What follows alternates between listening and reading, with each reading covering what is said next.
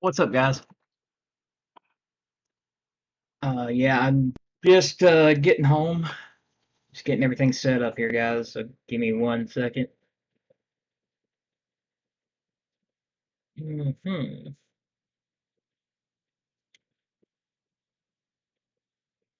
I don't know if anybody's gonna show up or not, but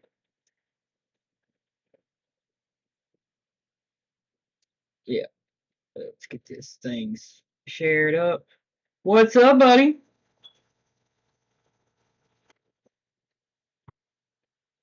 Oh yeah, I didn't give it any time to sit there today. I know I've been late a couple days and Streamlabs wasn't working right, so I got it fixed. What's up? What's up, Piggy? Oh, let's see here. If y'all will like, share, and subscribe, I know you guys are already subscribed, but if you guys will like the video and share it out for me a little bit, because I would like to get my other 14 subs tonight. That would be just awesome, right? So,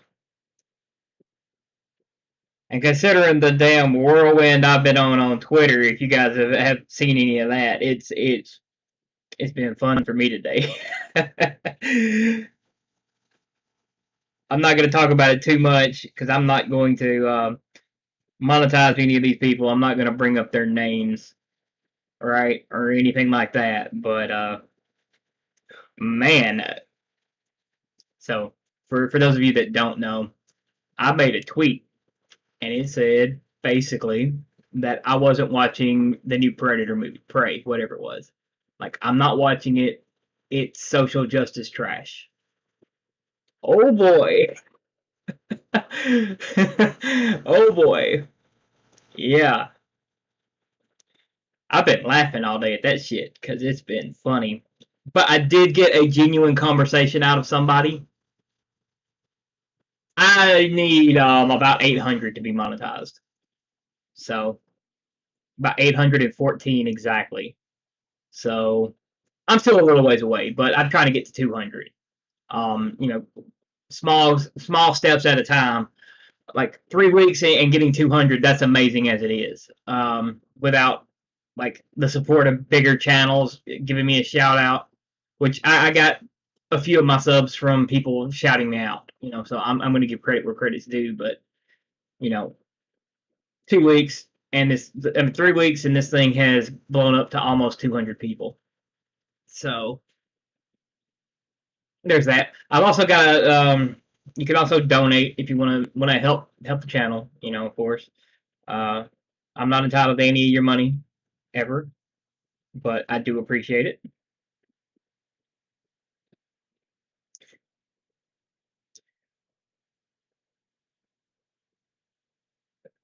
Well, I mean, I was just going purely off the trailer. Like that was all I was basing it on, and I would not have had this take if it hadn't have been for the first scene in it.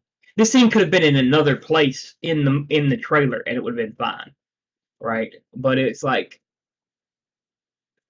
why do you want to hunt, right? Somebody asked her, why do you want to hunt, and she answers, because none of you think I can. That is the most SJW sentence I've ever, other than like Brie Larson in Captain Marvel. So I'm like, I got a bad feeling about it. I'm not watching it. I don't want to watch it. I've already watched Sandman and gave it a glowing review, which is, and Sandman is probably way more woke, quote unquote, than that movie is. But that the Sandman trailer does not turn me off to watching Sandman. The Predator movie did. Yeah, yeah. I mean, I don't care for that. Like, I'm done with everything that comes out of Hollywood. I'm 100% done, or I'll say 98.5% done, because there's always the exception, like Sandman. And like I said, Sandman was great. I love Sandman. Like I was following along with it in my books while I was watching it, and that's how accurate it is. It's just they got some race and sex swaps. So I forgave it for egregious for one egregious race swap and a couple sex other gender swaps and sex all that. I forgave it for John Constantine being turned into Joanna Constantine. Okay, which I understand why you don't want to pay for John Constantine, but I gave this thing like an S rank out of current media, and it's woke. I mean, it's got some woke stuff in it, but that was in the comics too. So I'm not faulting it for that. That stuff was written in the 80s. So I'm not faulting it at all for it, other than the little bit that, you know, like I said, nearly perfect adaptation, other than the race and sex swaps. So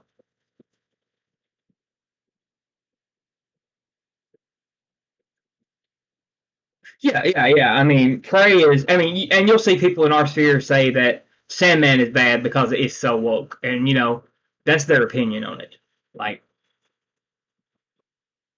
I don't mind. It's got two A's. Maan.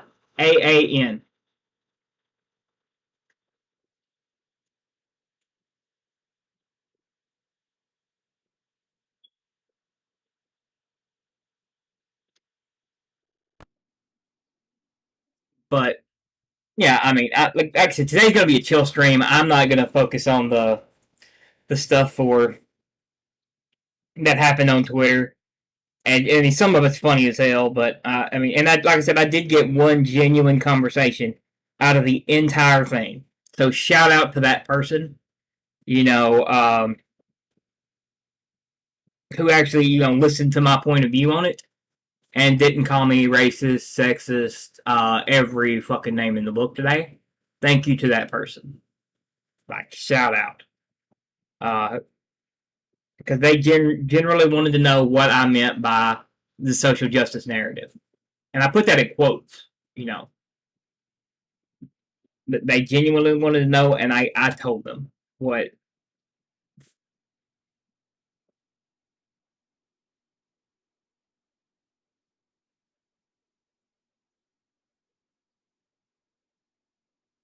Yeah. So what's up, Hell? Um. Yeah. Hell's seen it. Hell's been in that damn fight with me. uh. Today, but yeah, I'm like I said, I'm not monetizing them. I'm not worried about anything that anybody in there said. I've been laughing at them all day. Like it's funny as shit to me. Uh. I even corrected one. I'm like, you are way off base there, buddy. you know. So that being said, what's everybody up to tonight? I mean, it's Sunday, so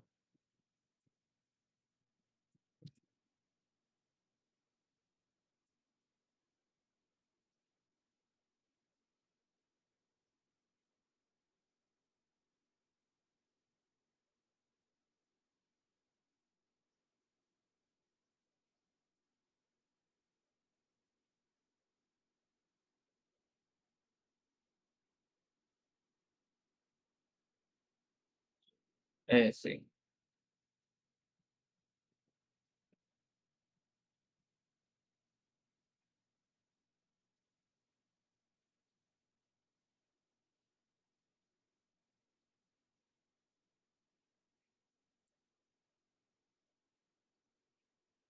Yeah.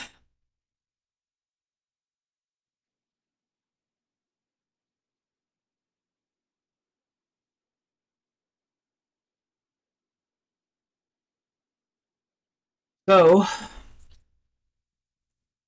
what's up? You taking a break? Yeah. Yeah. Me too. uh, that's why I'm here in just a chill stream. Like,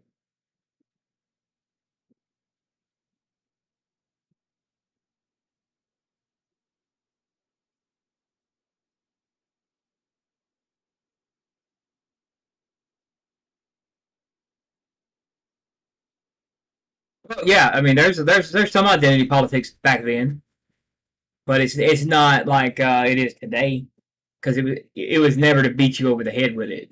Like if you read a Luke Cage book, half of it's racially charged, but the other half, I mean, it's black exploitation, but it's not bad. I mean, like one of my favorite movies is Black Dynamite. Like it's generally funny, but like I'm just yeah. Some of them had some politics to it, but it was never to beat you over the head with it.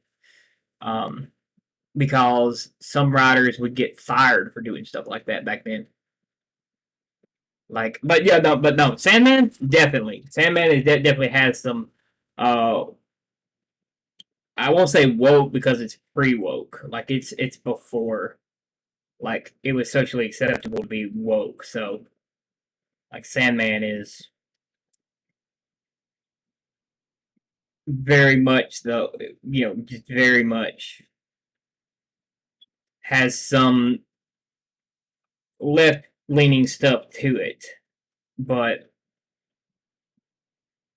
this is not a regular comic book, though. This isn't a superhero book. This is a Vertigo book. Okay, so it's very different than what you would be used to reading in the '80s. If you read any of them, it's a Vertigo book. So it's already adult themed, and yeah,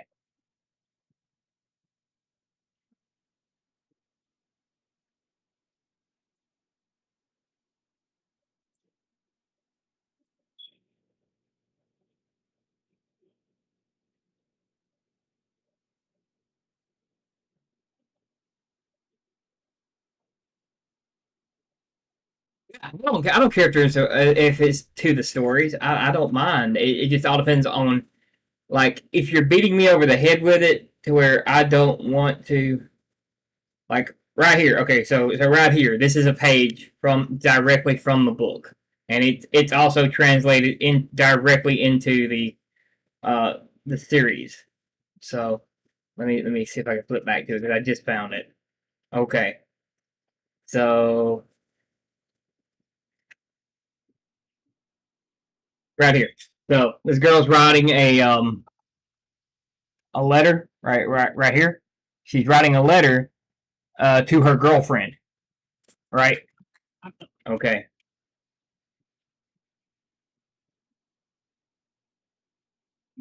Donna, I love you. I only hurt you because I'm scared of losing you. All right, that's very progressive, and this is like I said, '80s comic.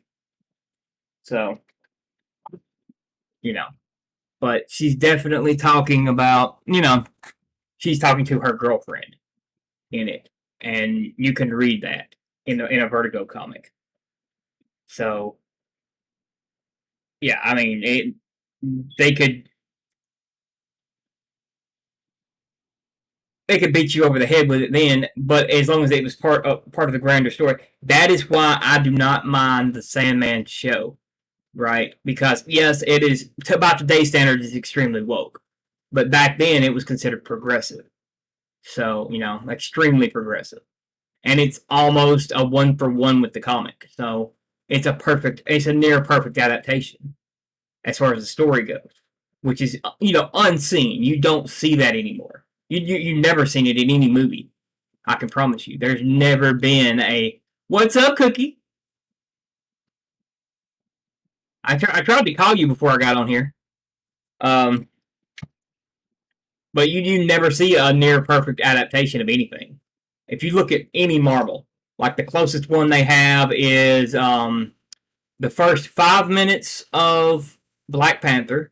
I mean of Civil War. The first 5 minutes of it, where uh, T'Challa's father gets killed by an outside force, and then that was supposed to be Claw or M'Baku, who does it either way. And then you have Captain America, which is about I'll give Captain America the first Avenger maybe a 60% accurate You know, it gets to 60 is still a failing grade because it just was not comic book accurate, and which is okay because the 40s comics were god awful. Like they didn't really work for modern storytelling. So, and Chris Evans looks like Captain America, so that gives him points. The first couple phases, were great in Marvel, but they're oh, excuse me, but they're still not comic book accurate to the stories. They're comic book accurate to the looks more so.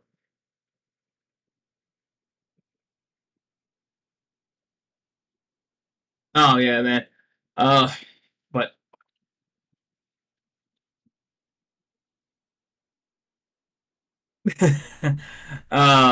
never. Like me and hell, we've been in Twitter war all day. We've been in the trenches.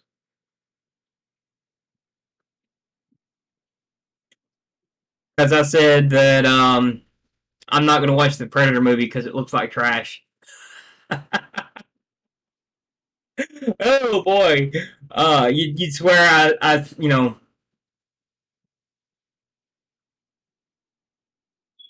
you'd swear that I almost got into that I had said something egregious because I've been called every damn name in the book today. Oh, at least three bigots, two racists, and alt right at least twice, I think.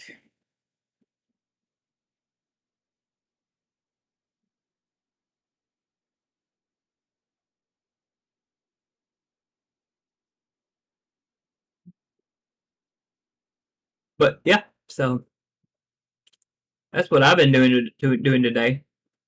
I've been in Twitter war, and I win by laughing at them.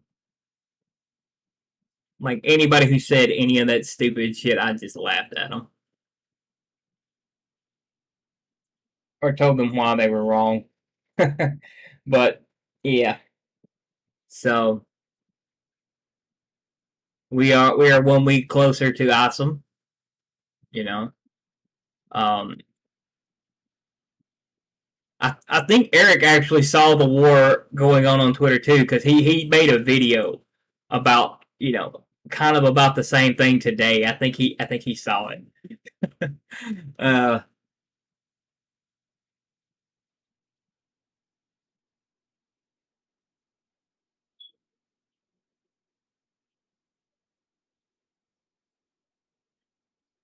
oh yeah, well that's never going to happen. I mean, not until they decide to change course. That the original excuse was that they didn't do it because normies wouldn't be able to understand it. But that went out the window when they introduced Agatha Harkness to One Division. Okay, that all went out the window because normies love that character that they have never even heard of. Okay, bye, Quirky.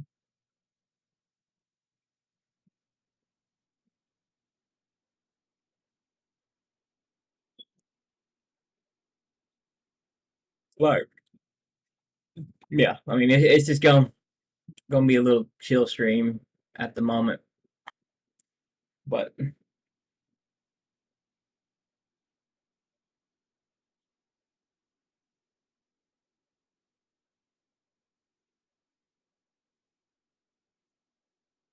bye, Quirky. Mm.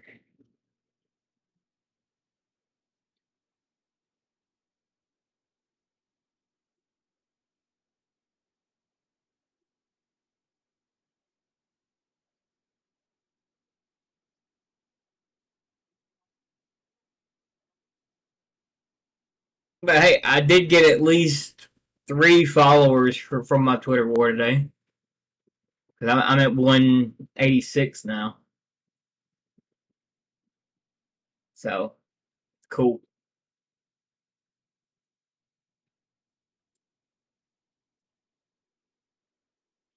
Oh my god. Mm. So yeah, we haven't gotten any updates yet. Eric is supposed to do some content stuff this week that I know of. Uh, I don't know when he's going to release that stuff, but he said he was going to release some this week. And I don't know what he means by content stuff. Like, I don't know what he means by it.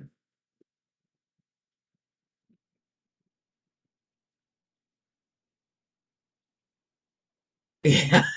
Hell yeah, man. Yeah, the prey simps they fucking damn. I'd a lot rather be a Yara simp. Oh, where's Ronan? Damn it.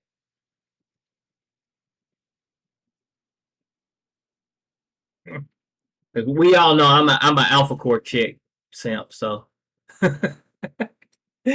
um but yeah. So I don't know. I'm trying to figure out what I want to run for D&D. Like Dungeons and Dragons. I want to know what should I run, guys?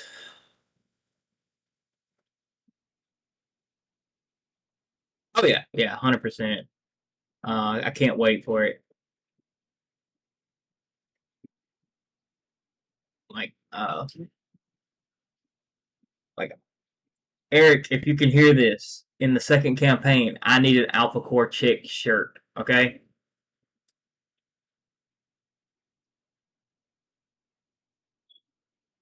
Yeah, yeah. I want to see all that. Like I'll probably cover some of it in these videos this upcoming week when he shows them. So if y'all miss it, you can always catch it here too. I'll probably just watch a couple of the videos. We could do some watch parties or something with it. Uh, that actually might be fun. Do a watch party. Not tonight, of course, because I've been up all day and like literally before the crack of dawn, I've been up and I'm kind of shot there. um,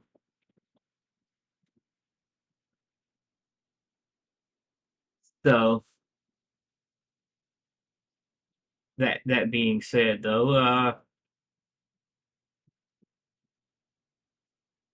yeah, we could totally do some like watch parties or watch some good movies or something if y'all want. Play some D&D, whatever.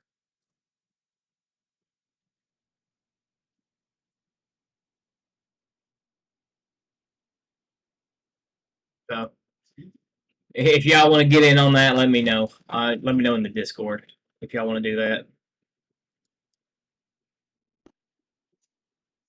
What we got in theories? Somebody posted something in theories. Oh, toxic.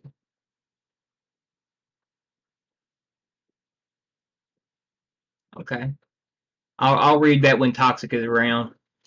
If y'all haven't already. I mean, if y'all are in the Discord, you can read it yourselves, but I'll read it when toxic is around for sure. Um. So shout out to Toxic Avenger if you are listening. Uh, come hang out because I got nothing better to do right now.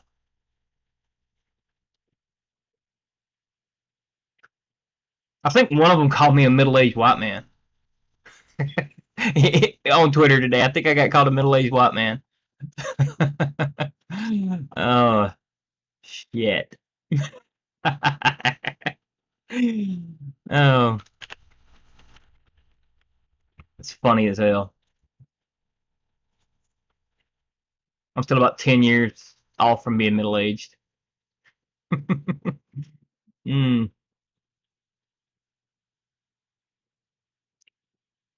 but yeah, we can fight it. We can laugh at it. The inevitable downfall of these companies is coming. All right, it's inevitable. So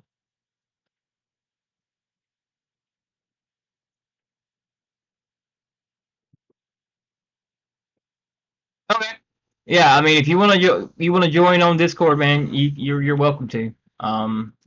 Like I got nothing going on as far as it goes. Do you think the Rippaverse will have like a Mr. Fantastic? Yeah, world's smartest man, 100%. I mean, it's kind of a comic book trope, so I mean, I figure we'll have somebody that's like, I mean, maybe not stretchy and super smart, but one or the other for sure. I don't think that Eric's gonna rip off that superpower, especially because that's one of the more ripped off superpowers there is. Like you think Superman has a lot of variants, and until you look at like Mr. Fantastic, you got Plastic Man, Elastic Man, uh, which are older than Mr. Fantastic. You got Stretchy McGee, you got uh Elastigirl from whatchamacallit, Incredibles. Like stretching ability is like one of the more common powers. So I don't think Eric's going to use that one. I think everybody's going to have at least something unique about them, about their powers. So, but definitely world's smartest man, 100%. That's just which that title goes to Valeria now as the smartest person on Earth. So everybody's been moved back. His daughter is smarter than him, uh, which is fine. She's Doom's Doctor Doom's favorite fucking person in the world. So, um, but like, I'm a huge Fantastic Four fan, by the way. I love Fantastic Four. Um, so Doctor Doom is up there for me as far as villains go. I'm not coming back to watch it. Watch what they do to my boy. I don't care who's playing him. I don't care any of that. I'm not coming to watch it. They butchered those characters enough, and literally in Multiverse of Madness they butcher Mr. Fantastic. So literally butcher him. So yeah, that moment right there, like that is one of the moments in the movie where I'm like done, 100% done with Marvel right there. Uh, if I hadn't been just, I was livid that entire movie. And like I said, I could tell you how to fix it in one move, but they're not gonna listen to me. If Marvel was to hire me, like I said, I would fire everybody. I would fire Kevin Feige. I would fire everybody involved with making those movies, and I would start from scratch with the MCU. I would nuke that whole universe. I would start from scratch.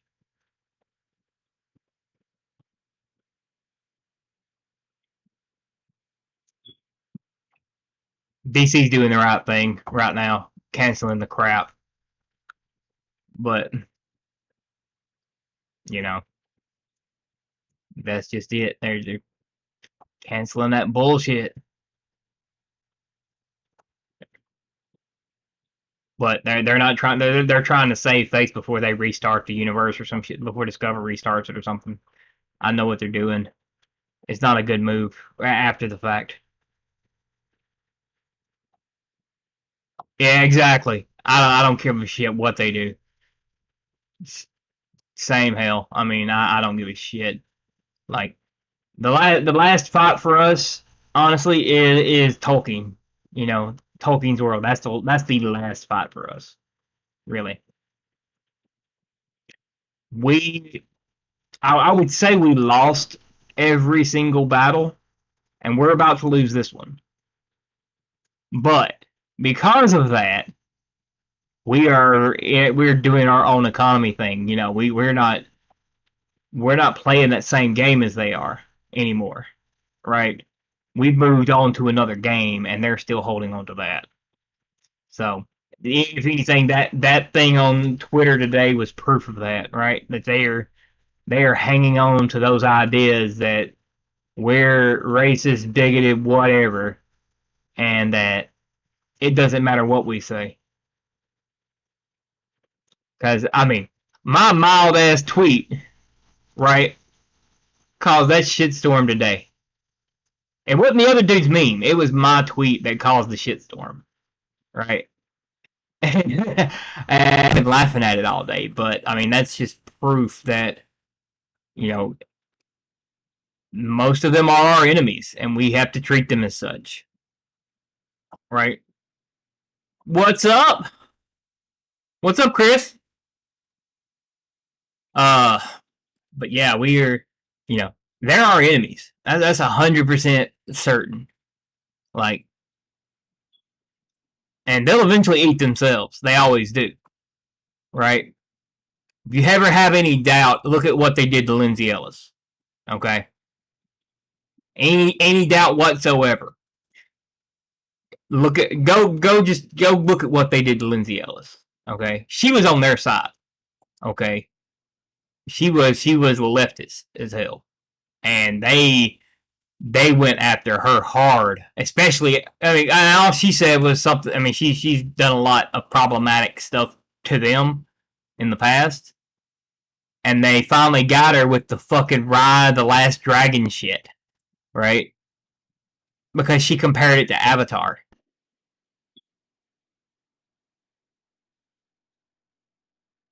Yeah, me too. They can keep on doing it, but like, I mean, they eat themselves. That's a proven fact over and over and over. They eat themselves. They'll try to get rid of us too, you know, like. But if we laugh at them and go on, what are they gonna do? Right? Ridicule them and move on.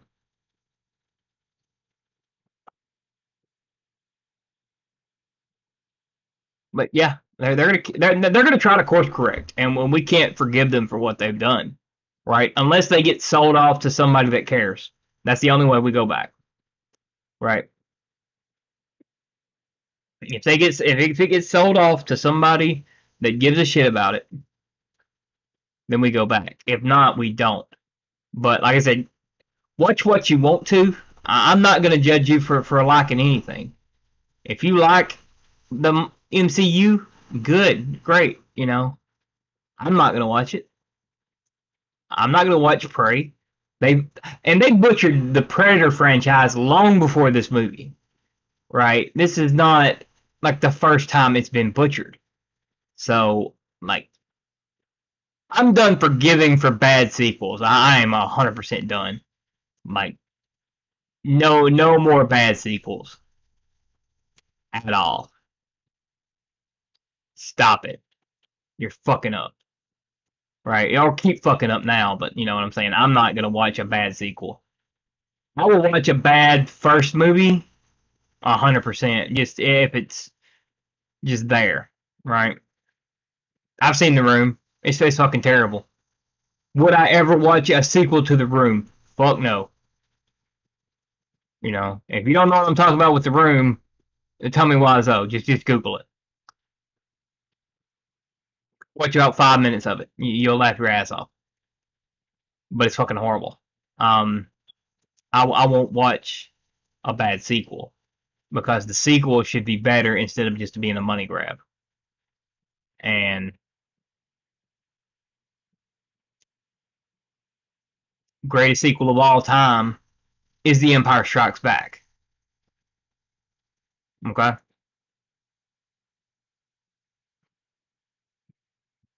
it does. You know, but I said it before. Our sandbox is not full of shit, right? We don't shit in our sandbox. We don't get blood in our sandbox, right? We don't eat each other in our sandbox. We know how to play nice together, right? We can argue all we want, but we're not gonna you know, if somebody comes at us, we instantly turn on them as a group, right? Like, I mean, I shout out to Hell. I mean, dude has been backing me up for a day and a half on Twitter, And that's just like I quit looking at it like all day today. I didn't even look at it until like I came on and told them. I'm like, hey, oh shit, it's blown up. like but yeah, I mean,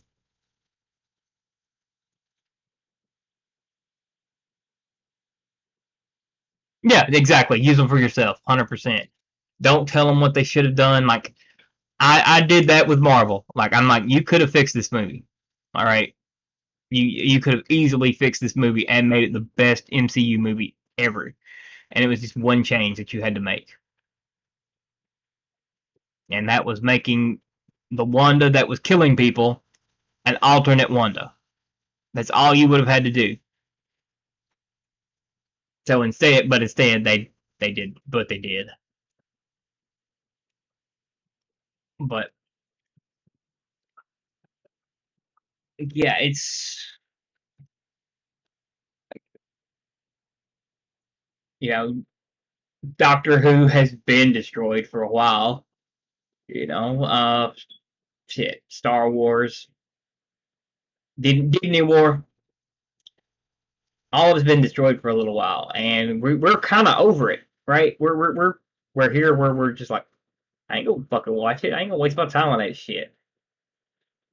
Like, why would I waste my time in your sandbox? It's full of shit. Like, you step in shit every time you play in their sandbox.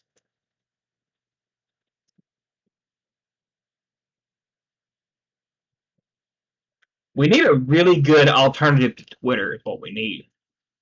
Like anybody that can. I mean, a really good one, a deceptively good one, right?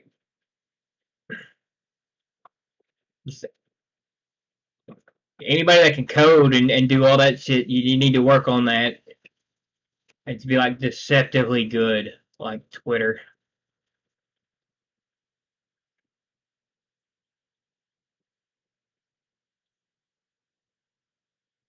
You didn't subscribe to what, Dylan? I'm confused. Disney Plus? Okay, yeah, Disney.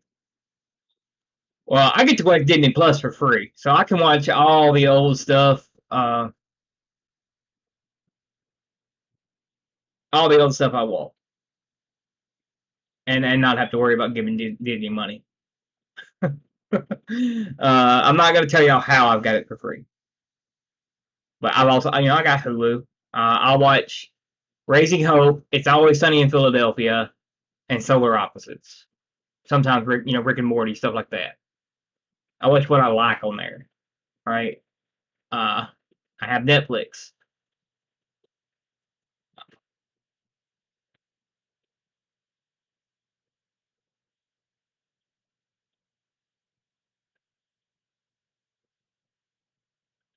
I like Minds a lot. They're pretty cool.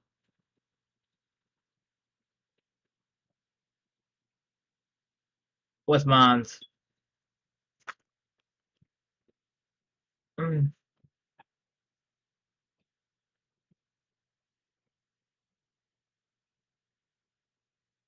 Like one thing y'all probably don't know about me is I am not fully prescribed to what is in current media. Okay, like I don't watch a lot of new stuff, and I haven't for a long time. Like I will watch what I want to watch when I want to watch it. A lot of the times that's just me rewatching the same sitcoms or Donnie Darko, The Big Lebowski. I watch movies that I love, not anything that I think will infuriate me or that I'll be apathetic towards. I don't watch that shit, right? So, other than like Marvel and DC stuff, I haven't really watched a lot of newer stuff. Cobra Kai, I love Cobra Kai, right? I gave it a chance, and I'm glad I did. Like because the creators have such a reverence for the source material that even you can ignore the fucking slightly woke stuff in it because it all comes from the kids, right? The younger characters in it that you can ignore some of it because of the reverence for the universe. And that's why Cobra Kai will always be, up there for me. Even Sandman is up there now for me. It's a show that I will rewatch. Hawkeye, I'll probably rewatch Hawkeye. But I'll watch what I like. I don't give a shit. Uh, if Mandalorian keeps going the way it's going, I'm gonna stop watching it. Oh, mine's is a pretty cool social media app. Okay, all right, yeah. Like, yeah, y'all may not know this, but I am relatively new when it comes to Twitter. Okay, I joined Twitter last year. I did not look at it for 9 months. Okay, until I started streaming again, I didn't even look at it. So mine's be Facebook. Okay, like I use Facebook for personal stuff, and that's all. But I don't use it for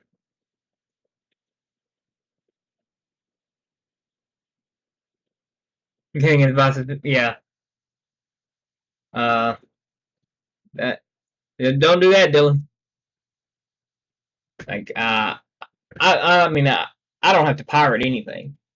I used to when I was younger. I pirated everything, but since I'm older, I don't worry about it.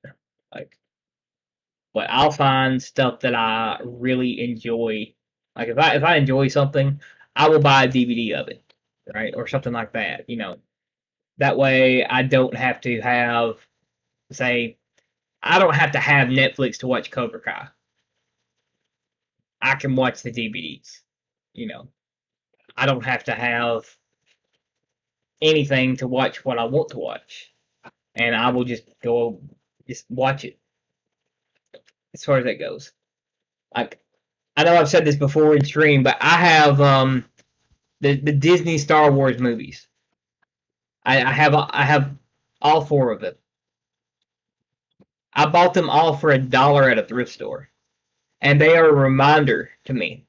That's the only reason I got them. I've never watched them. I've never put them in. I've watched them before this, but I have never once watched them as the DVD. I have them as a reminder. And it also keeps somebody else from buying these shitty movies. You know, I'll pay $1 a piece for them at a thrift store just to have them sitting there as a reminder of what Disney has done. Like, legitimately, that's all they are. They are a reminder. I keep Rise of Skywalker on top just to remind me. So I won't watch it. I won't put myself through it again. But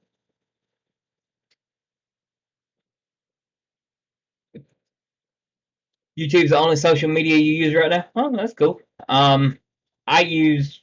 I'm gonna get an Odyssey here soon. Once I get monetized here on YouTube, I'll add it all to Odyssey too. I just don't want to go through uploading everything, downloading it from YouTube and then uploading it there. Yeah, they're not worth that much. I overpaid by a lot, but I mean, whatever. They're still reminders of what Disney has done and not to forgive them for what they've done. You know, 20, 30 years in the future, I'll be able to look at that like, Dad, why don't you want to go watch the Star Wars movie?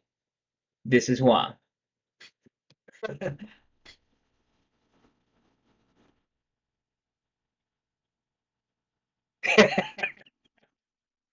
Yeah, you're right. You're right, Evan.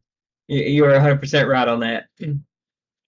I mean, it is a perfect shitstorm. Like you got it and the room, right? And they are one of them is watchable, and it's not not Rise of Skywalker. Oh shit. Uh,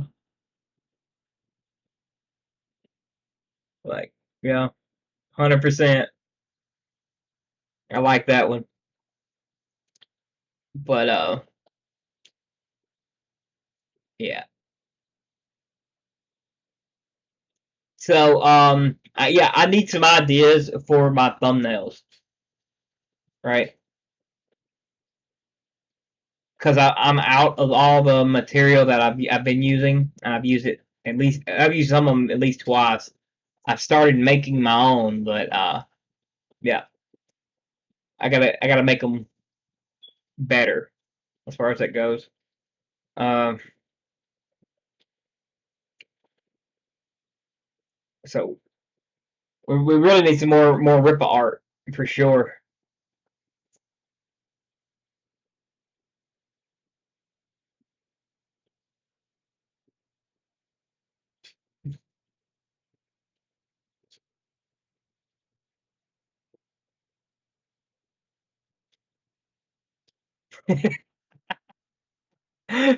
Yeah, it's called Star Wars Land.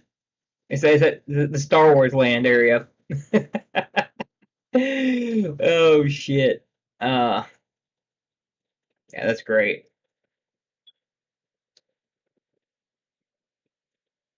Like it would not do for me to get appointed like CEO of Disney because I would fire everybody and just shut the doors. Like legitimately, I might try to fix them, but at the same time, I might just fire everybody. I would definitely fire the person who decided that Star Wars Land should be based on the sequels. That person would go first, like for sure. And then some of the actors would definitely not be hired. You know, uh, anybody that worked on Rise of Skywalker would lose a job instantly. Oh, hit that like button, guys. Yeah, hit that like button. Uh, but yeah, so just really need more Rippaverse content. I kind of been like relaxed on that for the past week or so. Not that I've ever been fully on it, but yeah, definitely got to do some Rippaverse content. And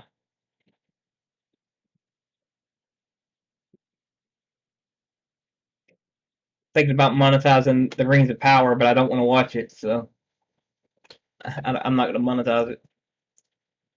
I really don't want to.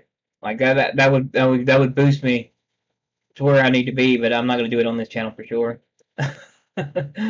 Oh shit! You hear me, Hell? September, September, your channel gonna blow up, man. uh, like 100% white pilling that right now. Your channel's gonna blow the fuck up in September. Oh, but yeah, anybody want to come on and talk? Like, I got nothing going on. Y'all are welcome to it. If y'all to come on the Discord and talk, we will. We'll bullshit some.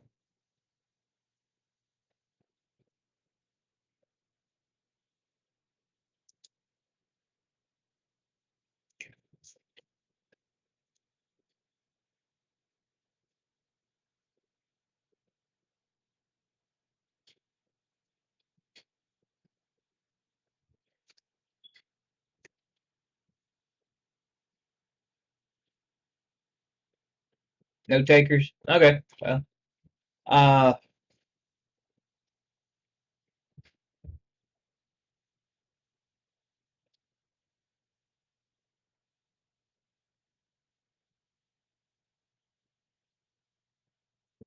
you're still seeing if you'll be up when Lothering comes out. Okay. Yeah, I mean, it could happen. We could get wiped real quick, being smaller channels saying the shit that we say. What's up, Chris? Can't wait for the book. Hell yeah, man. 100%.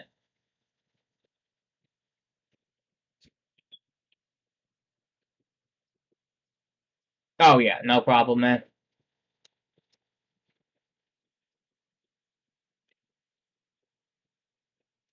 Like this is just the Sunday streams are going to be late because I work all day on Sundays, so they don't start until after 9 o'clock.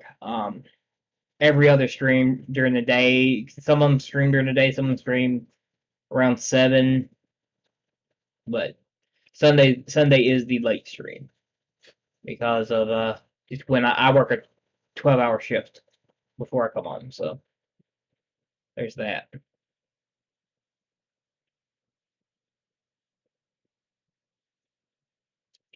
But yeah, so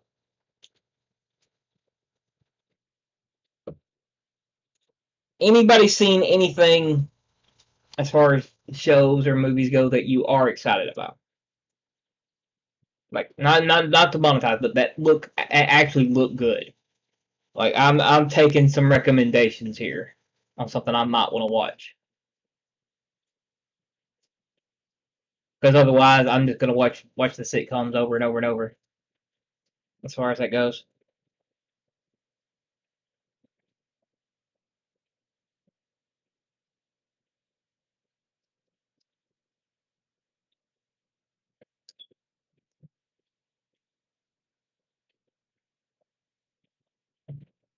Because like I've already watched Sandman, so I guess I'll hold off on that until hold off on anything until the Bullet Train. What is Bullet Train?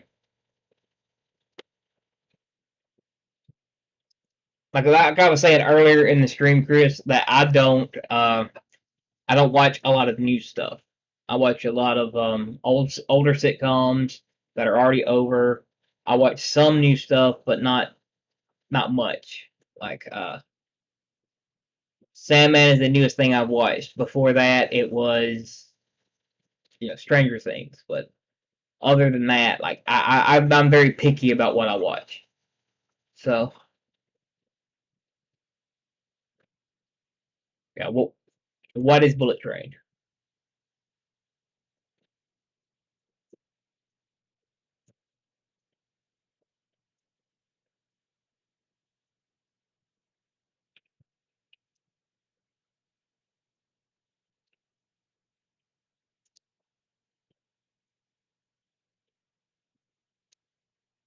YouTube might not have enough. Okay, let's see.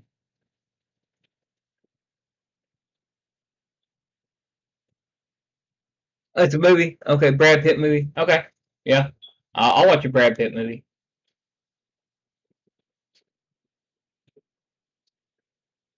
I watch I watch like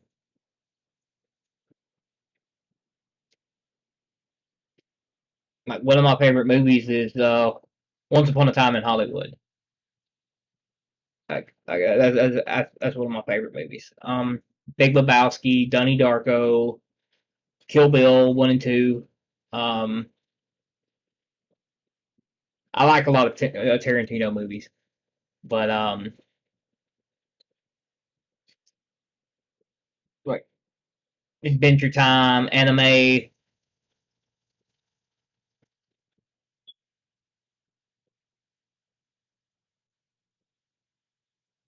yeah. So did I ever tell y'all that I went into a Steven Universe community to tell them why I hated Steven Universe? Oh, yeah. That was an experience.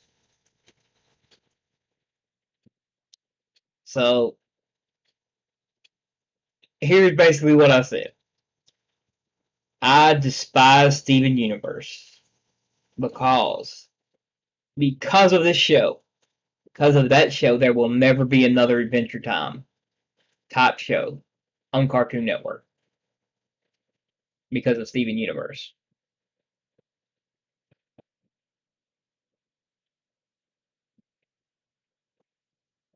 And oh, the Steven Universe stands are fucking crazy, by the way. They are bad shit. I got death threats from that. Oh, shit. They are batshit crazy. Last movie you watched, also the Sonic movies. See, I appreciate the Sonic movies for what they are, and then just because the dude who got, I mean, that's the internet bullied this company into fixing that look from Ugly Sonic, right? They bullied the internet bullied him, bullied them into fixing that problem, and he fixed it. All right, they fixed it. So I fully appreciate that. Like they took criticism very well.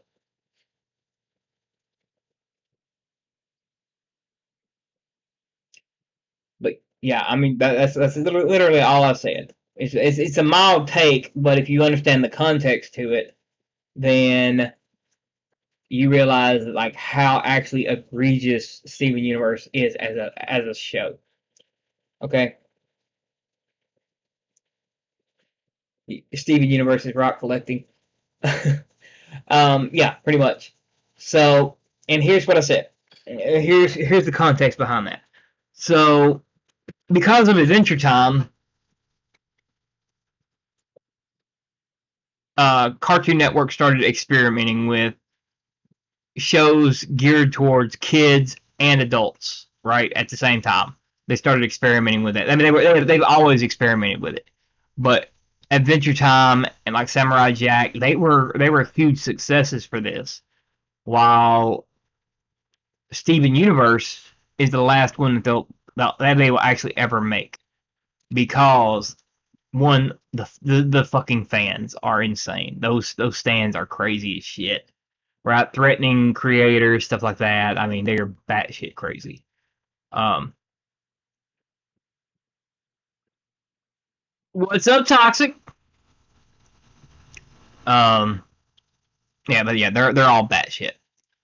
So, and if you need any receipts, there's like a 3 hour video where this dude is saying everything that's wrong with Steven Universe. I'm not gonna go into that stuff, but the CEO of Cartoon Network, because of Steven Universe, said that there will be no more cartoons geared towards adults except on Adult Swim.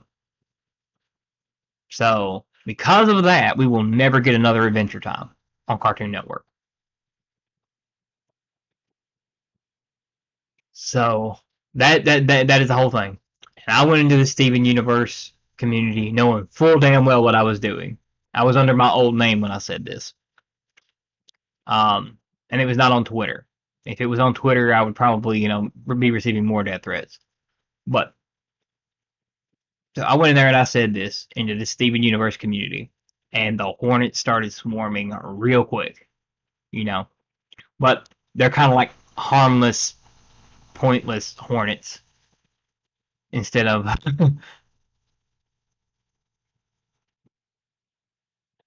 But yeah, I mean they started just going ape shit, you know, death threats, all kind of shit, just because I'm like fuck Steven Universe, right? And I'm sitting there laughing at them. I'm like, you ain't gonna do shit, you know. You come into my territory and you start problems there, bud.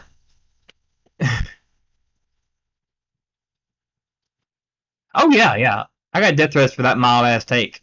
That,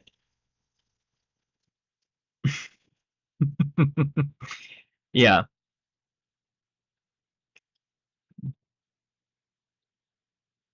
But I mean, just because there will never be another Adventure Time type show, Cartoon Network will never achieve its greatness because of that. Again, because they started focusing all of their shit towards kids, towards young kids. Like they even got a little like uh, Cartoon Network Junior thing going on, like everybody else does. They never had that before, right?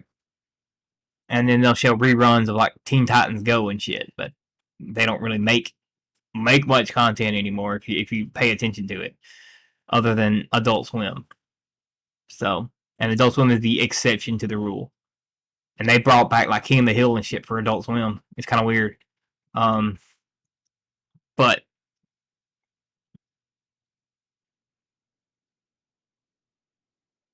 yeah, yeah, they like I said, they're fucking crazy.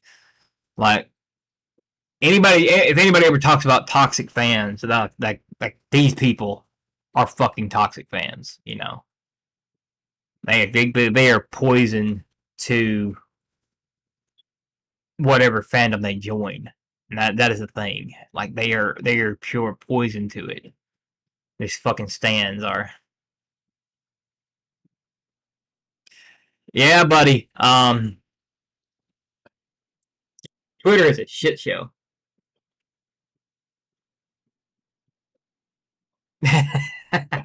Yeah, yeah, Rebecca fucking Sugar. Fuck that bitch. I mean, she can stick to writing songs. She can write songs. I'll give her that, but she don't need to be writing a story. Like she wrote most of the Adventure Time songs, so like that, I mean that's fine. But like she does not need to be writing a fucking story and getting cheap animation. Go ahead, man. Yeah, I don't care. Do it. Yeah. If you won't, we'll make you a link for it. Like, we'll make you a one of the commands for it.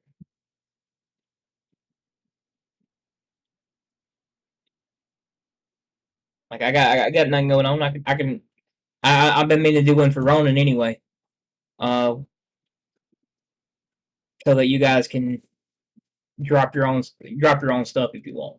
Yeah, this is fully like you guys want to promote anything that you're doing, guys. Let me know. I'll make it happen. Like that's what this is about. Is fans having their voices heard. I haven't read it yet. I'll be honest with you. I just got home before I started the video, and I saw that you had posted it, and I didn't want to read it on here without you being in the chat or, whatever. But I have not read it yet, so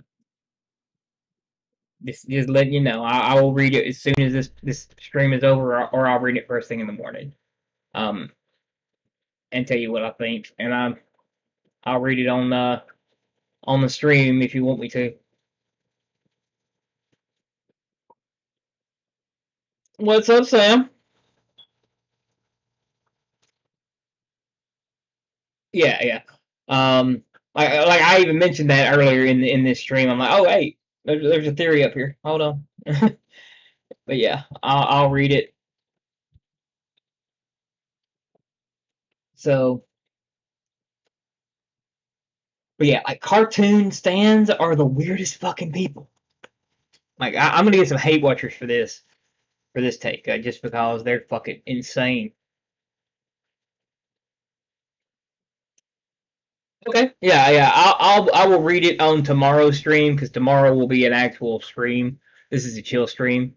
So yeah, I'll read it tomorrow because actually I need to do theory videos anyway. But I don't want to take credit for somebody else's theories for sure. Um, so I'll do that tomorrow for tomorrow's stream and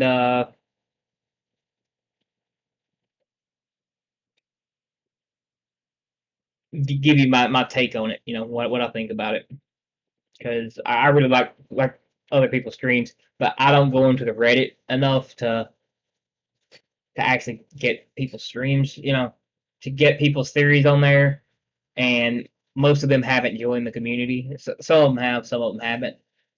But yeah, I don't trust people on Reddit. You know what I mean? Like I don't trust a lot of the Reddit people, even if they are in our space.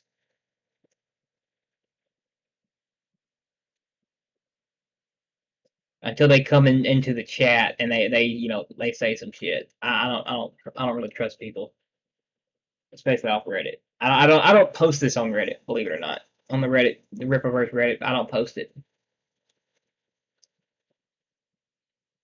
So I'm missing out some potential subscribers just because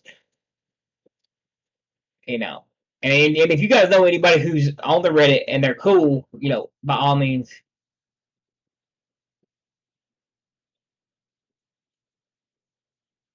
Okay, yeah. I mean, I will. I don't mind that, but I'm gonna definitely give you credit for it.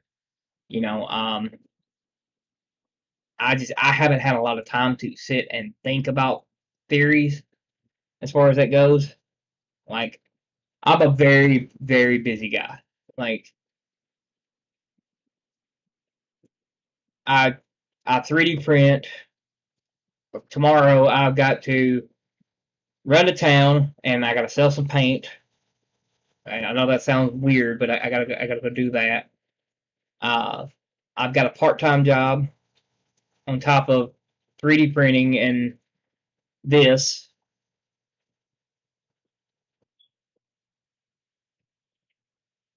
Yeah, exactly. Yeah, fuck Reddit. Like, some of the people in the Rippaverse Reddit are cool, but I don't trust Reddit as far as it goes. Like, like I promised on my first couple streams, like I'm gonna gatekeep the shit out of this. Y'all don't. We're gatekeeping the shit out of this community. We know that it's not gonna get invaded at the high end, but we can't. We got to protect it from the low end. Okay. Yeah, I got a Yeti. Uh, that's a good one. Yeah, I get on there every now and then when I'm looking for fan art, and that's it.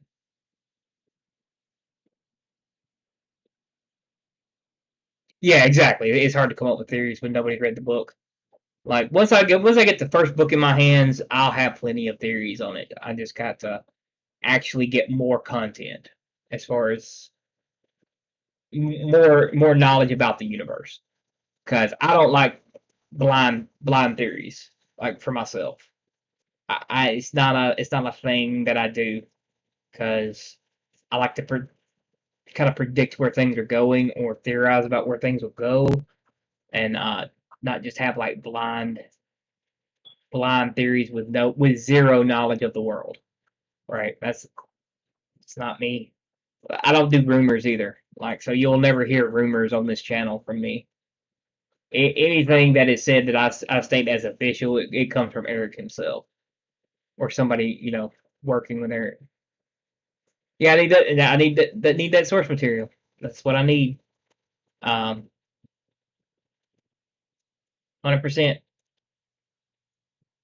And yeah. So yeah. Share the video if you will, guys. Whatever social media you're on, if you will. Get us some more subs, guys, because we are so close to 200. Yeah, the characters definitely might slowly get stronger for sure. Like I love the like progression stories like that. Like I said, I kind of know what Eric's doing with Awesome, and here's my I think he's doing a hero's journey with Awesome. Okay, so and for those of you that don't know, like a full hero's journey, there's a method to writing it, and it's tried and true how to how to do this. Okay, so hero gets the call to action, right? Hero rejects the call to action. Hero gets pulled in reluctantly to the action. It goes in a big circle, right? I'll have to look up the full thing to tell you exactly what it is, word for word. But hero rejects the call to action. Okay, that is number two on the list. So the hero rejects it. You get a reluctant hero. Isom has already rejected it. By the beginning of the thing, he got the call to action. He rejected it. Now he's kind of coming back into it. You know what I mean? So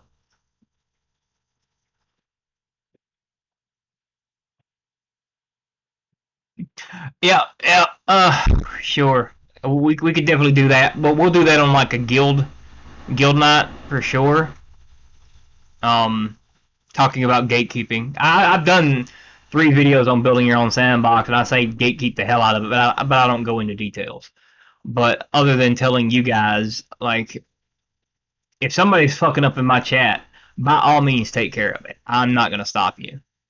You know, you can rip them apart.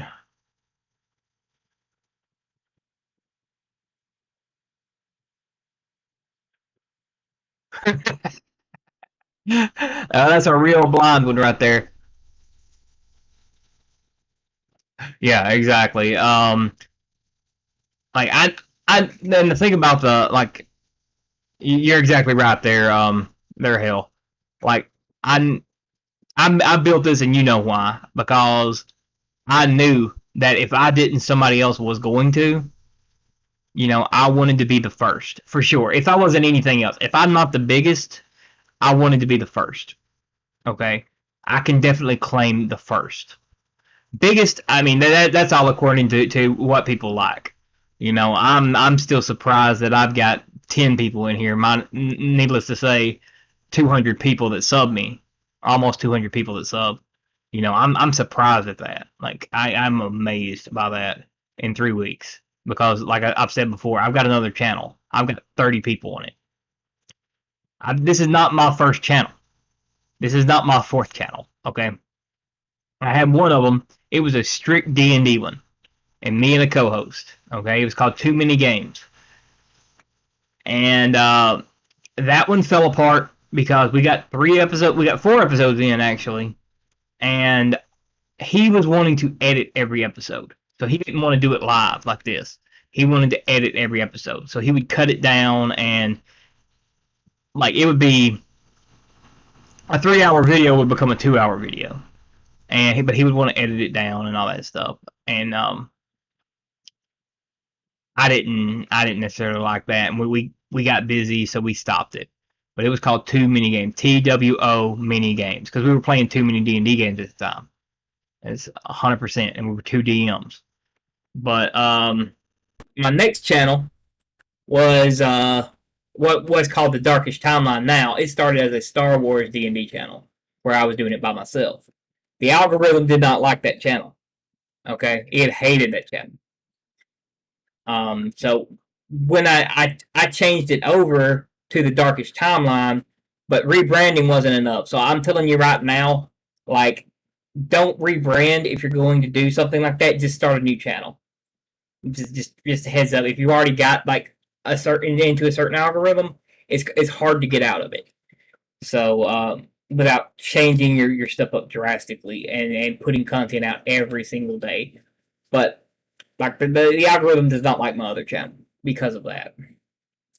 And then there's this one, and I'm like, I'll make a Rippaverse channel because I was actually gonna do a Lord of the Rings channel before I got the idea to do the Rippaverse one. I was gonna do a Lord of the Rings type thing because I knew that Rings of Power was coming out, but I did not want to get locked into a gimmick because I knew what that gimmick was gonna be.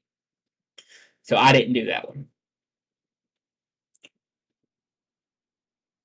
So that's a short little story for you guys as to how I ended up here. But it's another reason that I'm way more comfortable like doing this than most people are who just start a channel because I've done it before. It's just that most of them haven't been live. So, and I've said it before. If you go onto my Twitch while I'm on there, and I rarely use it right now because I'm busy here. You know, I'd rather talk to y'all here than there while I'm trying to play. If y'all want to hop on the Twitch and help me build that channel up, great. I appreciate it. I need about 50 people.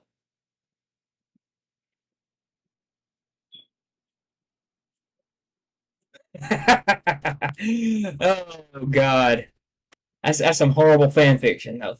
That's horrible fan fiction. But yeah, and if you guys do want to play some D&D with us, we can do that too. Like I'm always looking for people to join the group, especially people. If you're new, I don't care. But like for now, until we get the comic books in hand, this for anybody who's new to the channel, this is pretty much what it is, right? It's me sitting here talking, and I try to do some content around the Rippaverse. but most of it turns in, the longer part of it turns into this, I should say. Like it's just me talking to the chat, or me talking to somebody, like pulling one of y'all into the call. Like y'all are welcome to come on here and talk to me if you want. If you've got theories, and you want to talk about them, by all means. Like there's a Discord, and I will add you to the chat, and you can into the voice chat, and you can easily, just tell your theories yourself if you want, or if you want to do anything as far as that goes. Like, hey, that's cool, man. I'm not too worried about my Twitch channel because once I get this to 1,000, if I want to play a game on there, and I'll say, hey man, I'm gonna play tonight, hey, that's real cool, Joker. That's cool. Your novel's done. Um, but yeah, so but yeah, if y'all want to come on here and talk to me anytime, like I'm fine with it, guys. Especially after I've already covered my content stuff. Like you guys are always welcome to come in.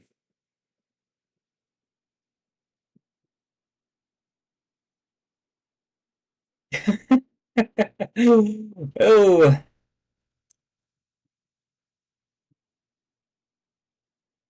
but yeah. So if you got any ideas for thumbnails, or you want to make thumbnails for this channel, like like I said, I'm trying to build my team up. Okay, this is not just like a little fan channel as far as it goes. Even though it's going to be a massive fan channel, that's what I want it to be.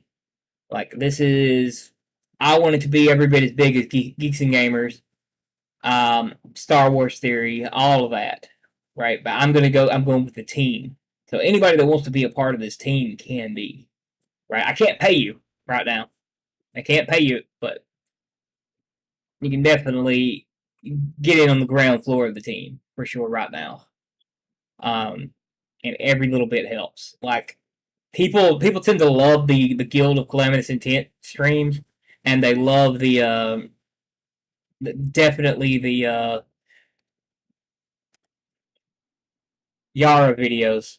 Like anything that has Yara as a thumbnail, like the fan art stream, and some of the theory videos, like or the Yara versus Awesome is one of my bigger videos.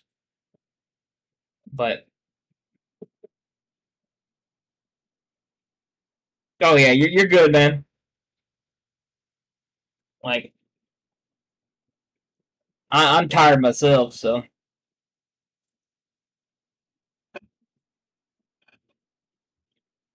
but yeah, it's all good. So you guys know you're welcome in this, and just want to make y'all, let y'all know you're welcome to join it. This channel is the voice of the fans, is what it is, and I'm just trying to make sure that more than just my voice is heard in this, because I can sit here and talk all night as long as I got a chat going on, but sometimes it's cool just to sit back and listen to somebody else's perspective on it. So yeah, but as far as like D&D games go, yeah, I showed a couple last night. That I showed the Godzilla game the other night, or yesterday with Ronan on here. Later, Dylan. Have a good one, man.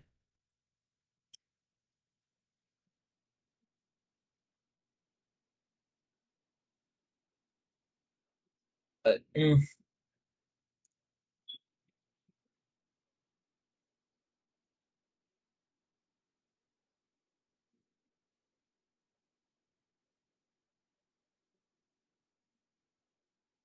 like I'm just fucking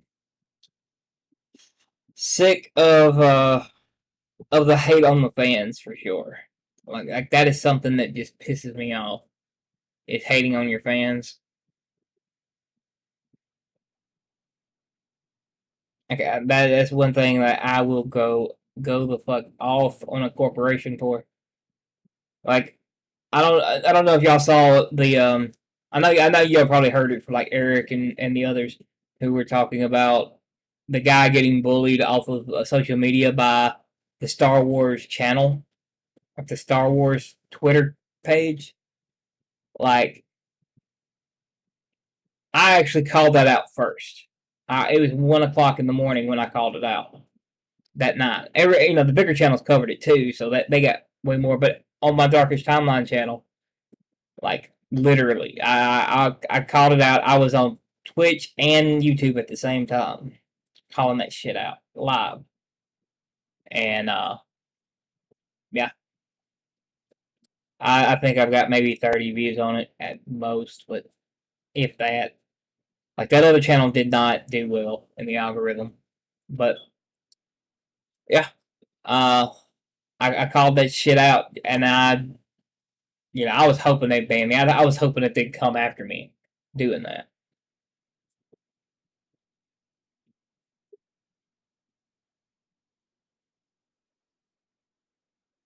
Like, but legitimately, I was trying to get get them to come after me by doing that. Yeah, yeah, yeah. I saw that. Hell, that's when me and you became cool right there. That's when we became cool. Yeah, yeah, yeah. I know you watched the video on it. You were the first to watch the video on it. Yeah, that's definitely when we became cool. Was that you know when we became aware of each other? Because I know I'd seen you in Eric's chat, but yeah, you and Ronan, y'all been with me since the beginning for sure. Like since I got back on the Twitter and all that shit. Yeah, you and Ronan have been with me since the beginning. Uh, Quirky's been on my side since the beginning. Like way before that. She's been before I was even podcasting. She was on my side. So you know, and we will argue. Like we will argue like cats and dogs on here about stuff. But at the same time, we will fucking agree too.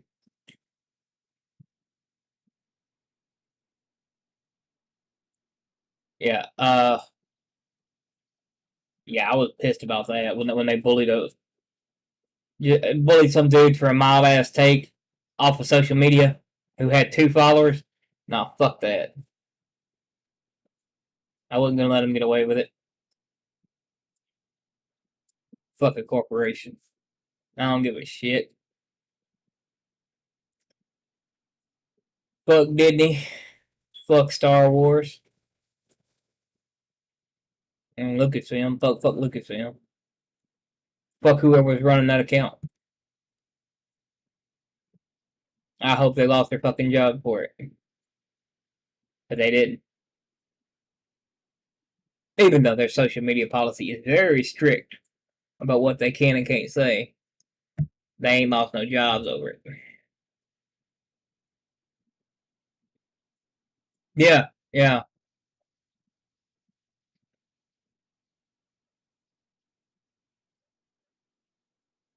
Yeah, no, fuck that shit.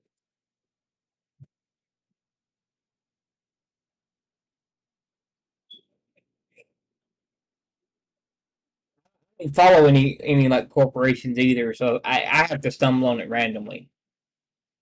Like I don't follow any of them.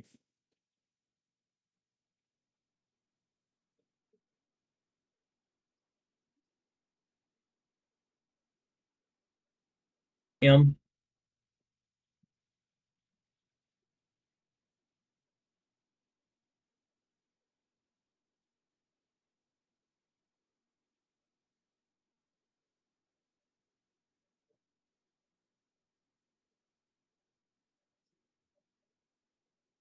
You didn't hear about the guy getting bullied off social media by Disney by the Star Wars channel? Yeah, fuck the corpos.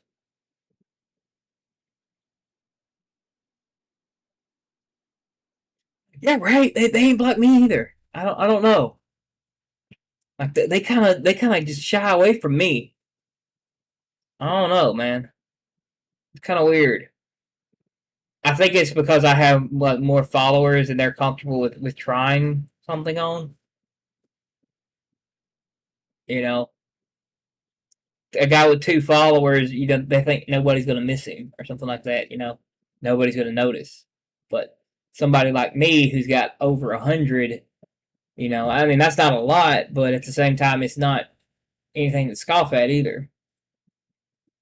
Like some people would, you know. Like you got 100 followers, you're doing something right for sure, or something incredibly wrong. But yeah, and I think that's a lot of it is that my following may be a little too big for them to be comfortable with trying something because they don't want 100 angry damn nerds on their asses. It makes them look bad.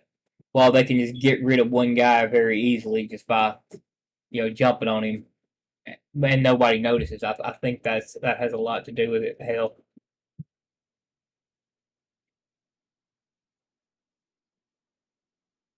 do I prefer Yara or Asum? Um, I like Asum's look. I don't know his power set. Um, Yara, I love her look, but I prefer the out of all of them so far. At least with their designs. I gotta go with the Alpha Core girl. Like she's my favorite so far.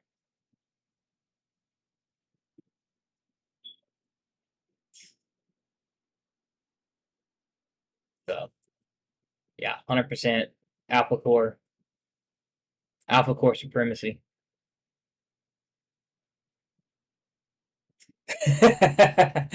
Oh, Visor Man supremacy. Yes, the Visor Chad.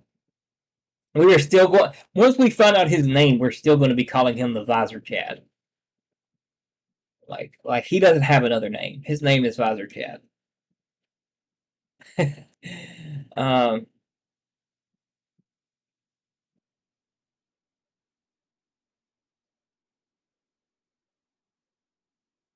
yeah, I can see that.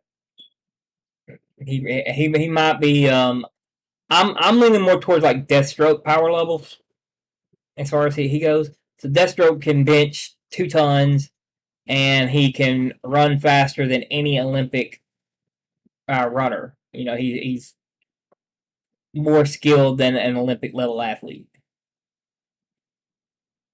He can run at like 35 miles an hour or 40 miles an hour, something like that. He's not super fast, but he can move faster. And a lot of people don't know this power that Deathstroke has. Is he has the ability to move at the speed of thought. Okay, so what that means is that there's no delay between his thought process and his movements. His reflexes are that high. So I'm thinking Isom might be something like that. Something close to that. Because that's a very underutilized ability, like stuff like that, very underutilized. Um, or gravity, he controls gravity, but I'm leaning less in gravity and more to like rock. Maybe it may be like earth bending too, instead of gravity, because you do see the rocks flying in this promo art, but I don't know. So there's that.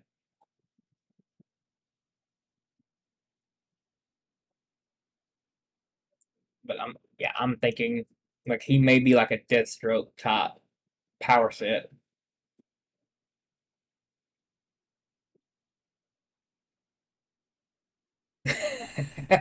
Yeah, yeah, yeah. There you go.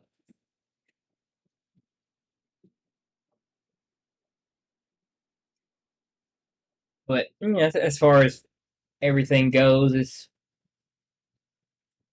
like I'm so very tired of. I mean, I've been like this, but I'm so tired of fighting for what I used to love. And I've been tired of that for a long time. And instead of getting black pilled, Eric's white pilled us all.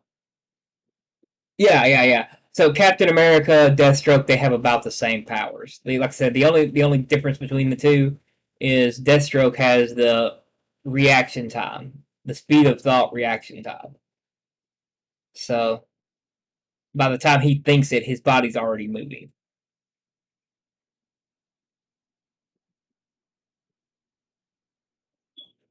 And a lot of people just don't know that.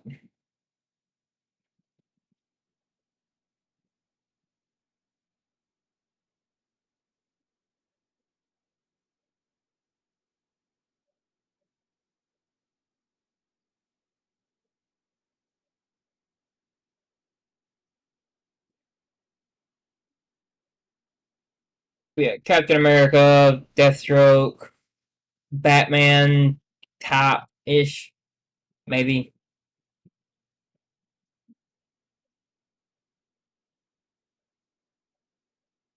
Oh, I mean, it all just depends.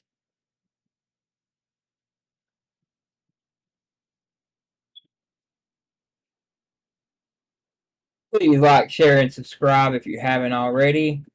Uh, Anything you do helps the channel out. I know why we're kind of slow tonight though. They got the Mario Kart stream going. uh,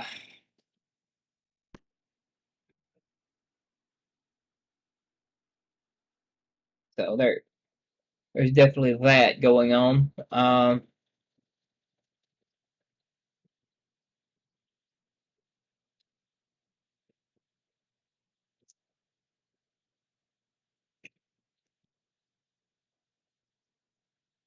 A lot of people in our circle or our communities watching that. So I appreciate you guys for being here. Uh,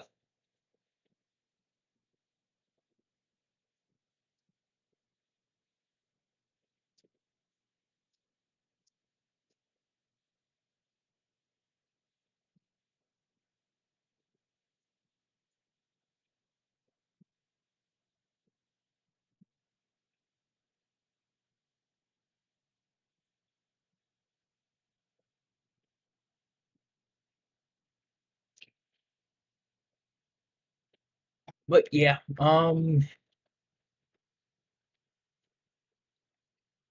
trying to think if there's anything else I want to talk about tonight. What do you think, guys? Anything else to talk about?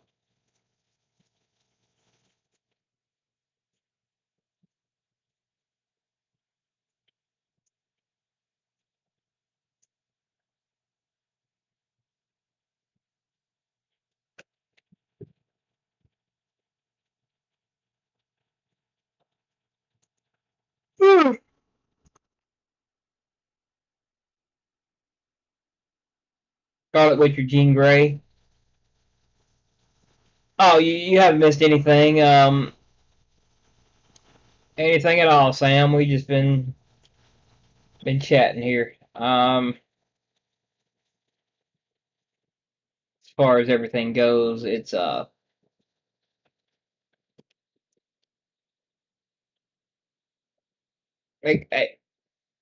ain't it like super early for you, Sam? Oh no, God no. What's up, little movie perk?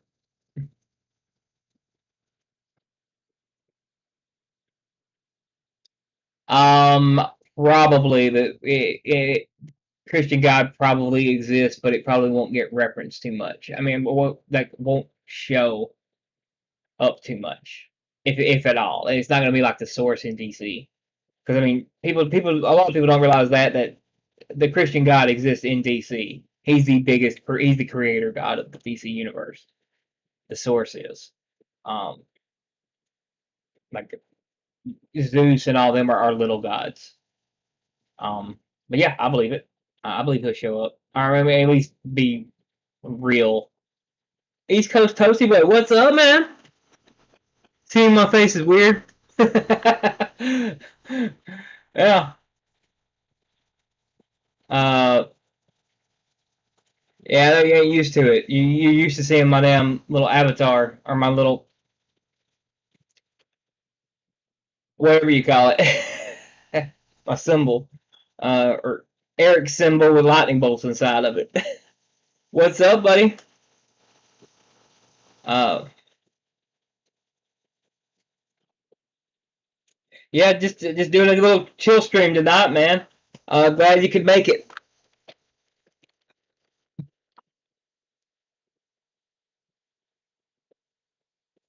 Marvel mock Jesus, so you don't want nothing to do with Disney.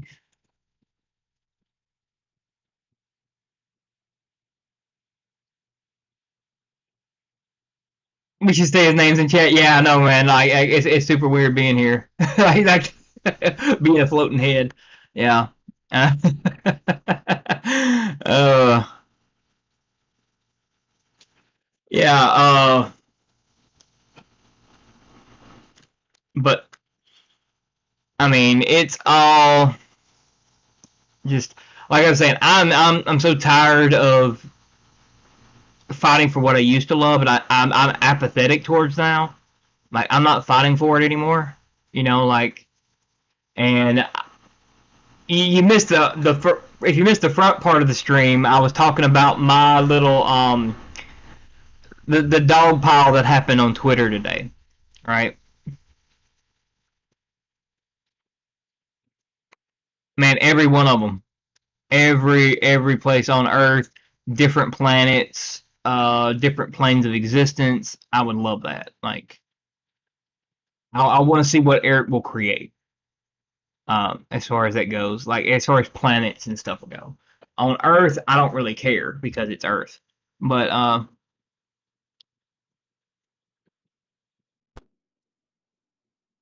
yeah. I got a little dog pile. I got dog piled on Twitter today. It was funny as hell too. I was laughing my ass off.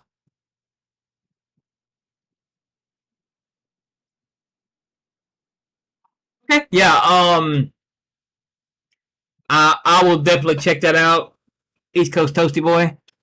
100% because I do use Facebook for my personal stuff. I don't even share my stuff here on there. But man, if you will share my videos on there for sure. I'm trying to get the channel big. You know, bigger than it is now. And it's gotten big in 3 weeks. But I mean I'm trying to get to 200 right now, and then hit 1,000. Uh, if y'all don't know, if y'all are new to the chat, and I haven't mentioned this before, I am doing a giveaway for anybody that follows me or that subs to me. And I can't fucking find the hat, but I'm printing a Rippaverse symbol hat. I'm 3D printing it. Um, so and it'll be full size, but it'll be about that size right there. So I know y'all can't really see it on there, but as far as it goes, you could wear it because I got a big ass head, but it's gonna be about that size once I get it printed. I just gotta actually sit down and do that shit. Only 24 members, but yeah, man. I will definitely join it. I'll look for it. If you want to, man, post a link in the chat. You're welcome to. I've got 2 printers and I only use one of them right now. Like one of them's a small printer. But yeah, Hell the Lore has one on Twitter. He's got a fan channel on there. so you guys can post your links there if you want. And I'll actually get if y'all want me to, I will get y'all some like not bot commands for them made up. I'm all about like making this community grow. Yes, yes, it has, Sam, and I appreciate it. I appreciate every one of you for it. Like I'm trying to get to yeah, yeah, you can just copy and paste it. If it blocks your link, let me know. It shouldn't. Um, if it blocks your link, just let me know. We'll get we'll get it made up real quick. So like I'll go into Nightbot and turn it off manually right now if uh if it blocks your link. I know it doesn't block it for hell, but he's a mod here, so um if it does block it, let me know. Nightbot can be a dick. I can't click on it here. Okay. Um, let me.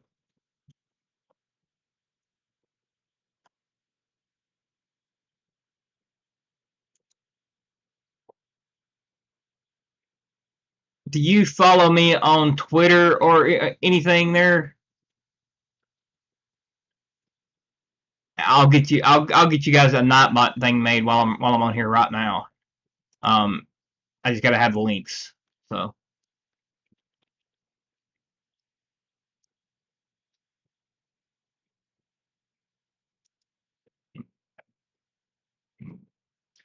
like I can't send them to me over Twitter. Send me those links and I'll get y'all some stuff made. Some Nightbot commands.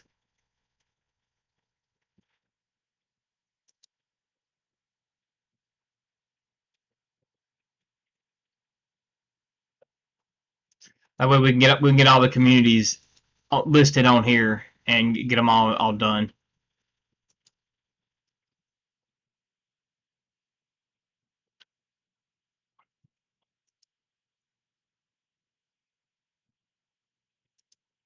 Because I've set this thing up since I don't think you've been in here before, East Coast Toasty Boy, but I set this up to be like a voice of the fans type of thing. So if somebody wants to come in here and chat, they can. Uh, they want to come in here and talk to me live, you can. I'm not I'm not doing like Eric and I'm not pulling people that hate me into the chat or anything like that. This is for us, right? It's for the fans. So my other channels, yeah, I'll monetize the shit out of them, but this one is more about being fans and chilling and talking and theorizing and all of that, right? This is just a big fan channel, and I'm trying to turn it into a full team, like Geeks and Gamers has.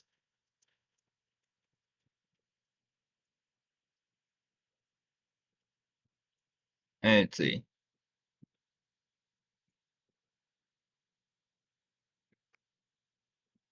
Yeah, some of us do.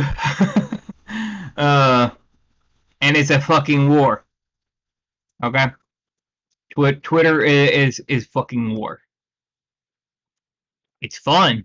It's extremely fun if you can keep your feelings from getting into it. Because a lot of people they'll get butthurt over nothing. Like for those of you that missed it today, I've been fighting over goddamn prey all day. Like imagine the shitty Predator movie being the hill you want to die on to call somebody a racist who actively supports a black man. Yeah, who literally was praising the Sandman, and I'm probably the only one in our community who has. uh,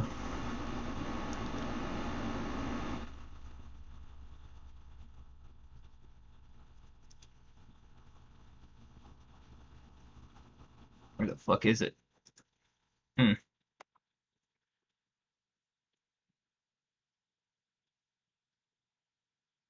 Oh yeah, yeah, man. Me and Hale are in the fucking trenches every day. Yeah, that's our fucking entertainment through the day, man. Like it's fucking Twitter. Like that gets me through a fucking day.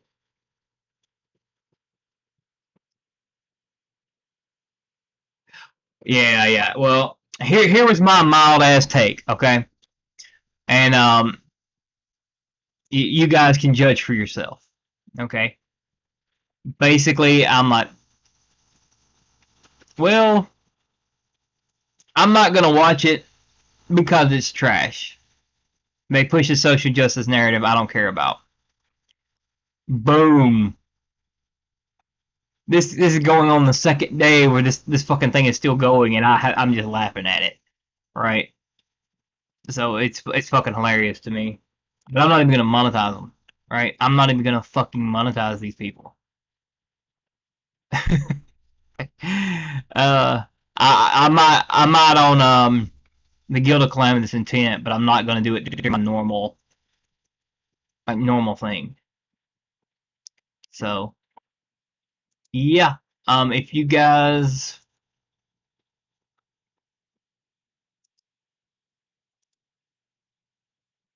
let's see here. I'm trying to get fucking Nightbot to load. In case y'all are wondering, like what is taking me so long here. I'm trying to get this shit to load. Something about my internet at 12 o'clock at night hates me. So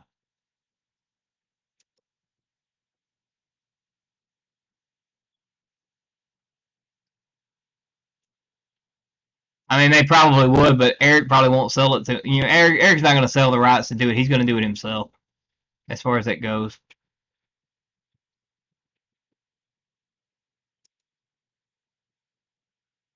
It's a start, though. You know, alternate to alternate to Hollywood for sure.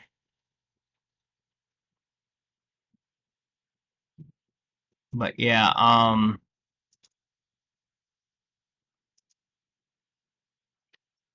fuck is it?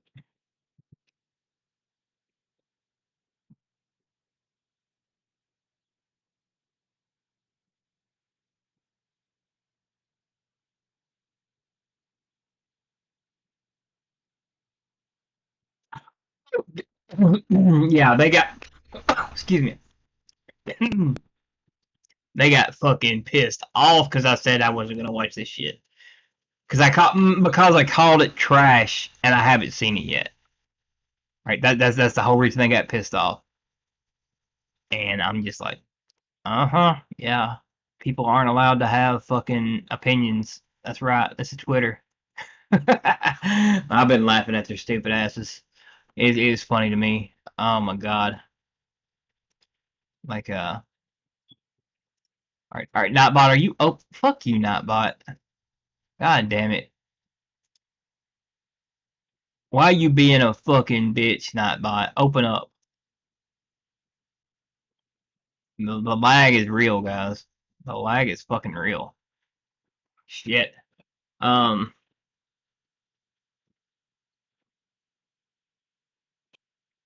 like yeah, no, and I'm just sitting there laughing at their stupid asses, and like it don't even matter to me because I'm not gonna be watching it. I don't care about it.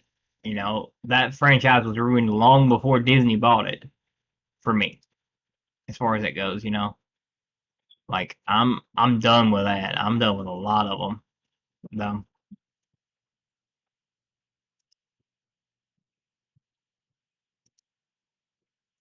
but then again, you know, I gave a fucking glowing review to Sandman, which is probably the most woke fucking comic book thing ever created.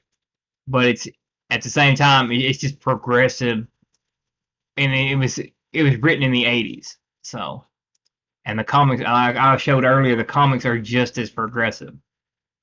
Like it's a one for one trade off. So I mean, almost 1-to-1 with the comics. So, but for an adaptation, other than the appearances. So, god damn, all this shit lagging out and not opening. I'll get the links added later because fuck this shit. It's being stupid. Oh yeah, yeah, shit. I mean, this shit started yesterday. Last night we were laughing about it. Like the Twitter wide dog pile that was happening on me. We were laughing. We were laughing our asses off about it in this stream. But shit, it just gets fucking ridiculous. Like I had one person ask a genuine question, and I answered that question. I answered it honestly. And then I had other people that just fucking went batshit crazy. Like, oh, they thought they were funny, but I'm just laughing at them and their retarded ass takes. God damn it, retard jar. Oh, I gotta put some money in the retard jar. But yeah, I'll call them what the fuck I want to call them. Oh my god, but yeah, it's fucking crazy bullshit. Like, and imagine fucking Predator of all things being the hill you want to die on. Just imagine that.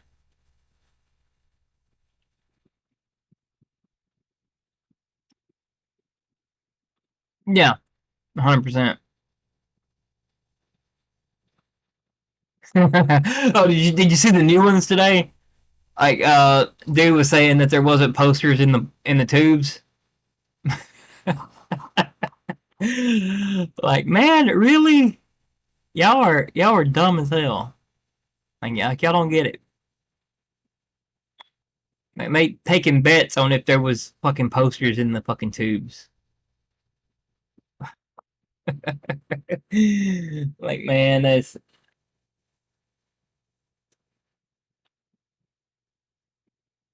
I know, right? I've gone almost 2 hours without saying retard, and then I ruined it. uh, but that's my go-to. So that's my go-to insult for them because these people think they're intellectuals, and that's the greatest insult you can give an intellectual is call them retarded. So you can mock and shame them all you want, and argue with them all day, but when you call them a retard, there is nothing that it breaks them a lot of the times. Like they don't laugh at it, they don't think it's funny. They get insulted, you know. They start calling you an ableist and all kind of shit, but oh, some of them are down with the syndrome. I think I'm gonna start saying that instead. That seems a little bit more friendly to the algorithm. They're down with the syndrome.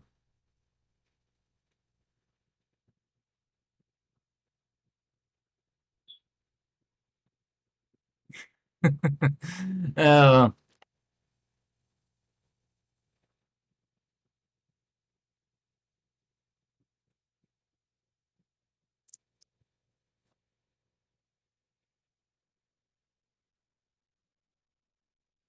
but yeah, so what's this?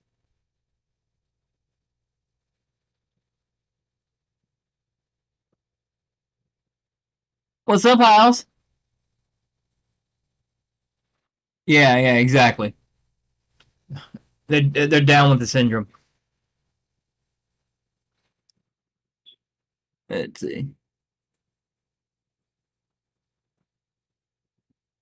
Haters are brave once in our hands.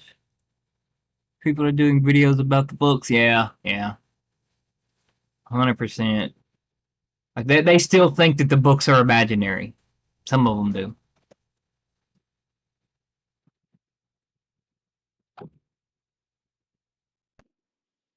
Oh yeah, yeah, yeah. I do, man. I do that all the time.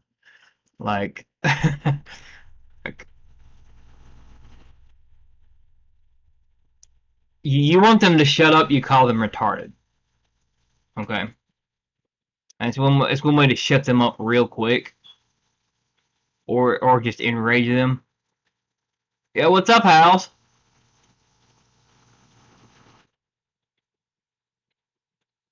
If you're new, like, share, subscribe, man. Uh, Everything helps the channel.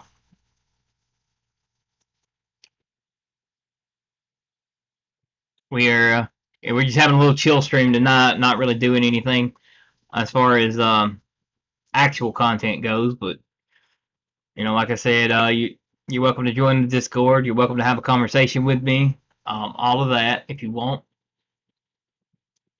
I don't mind it at all. Yeah, he opened a full box of them. Yeah, yeah. I mean, but some people still don't think they're real. It's kind of funny. Like, then their stay still equated to a crowd fund.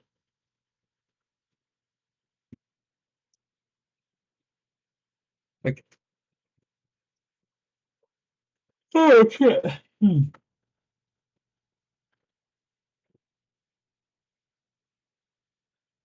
Yeah, I mean, like I said, they were talking about. There was one guy who was talking about the posters, and they were betting that the tubes were empty. And then Eric proved them wrong, by opening a few of them. Like, really, guys, y'all. I mean, y'all think this is a fucking grift. Like, y'all want to believe that so bad that this is a fucking grift. What are y'all gonna do when this thing's, 100 issues in? Like, how far are you gonna move the goalpost? That's what I'm just thinking. Like, how far are you willing to move the goalpost?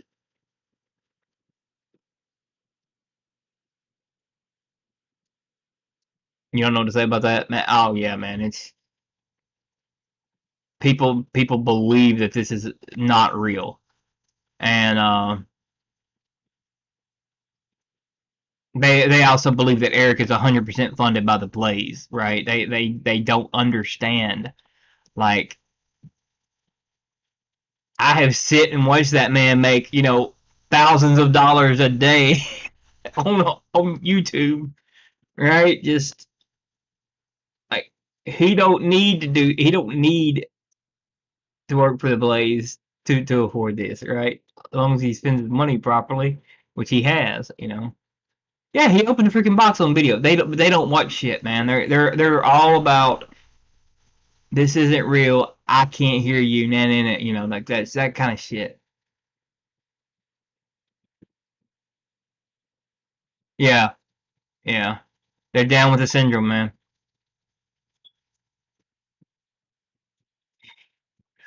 Next thing you'll say is I was only pretending to be retarded.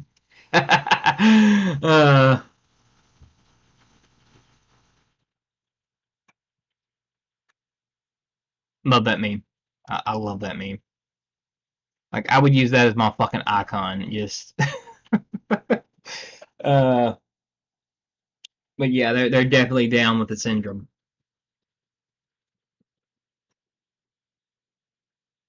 That's what Disturbed was really singing about.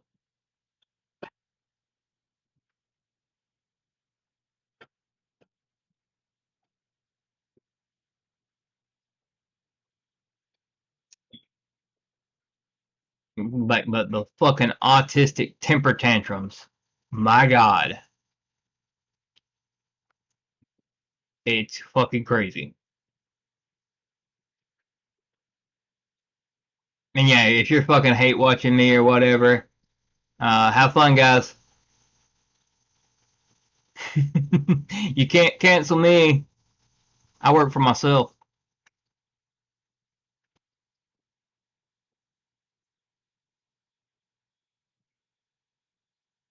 If you're in the chat, welcome. You're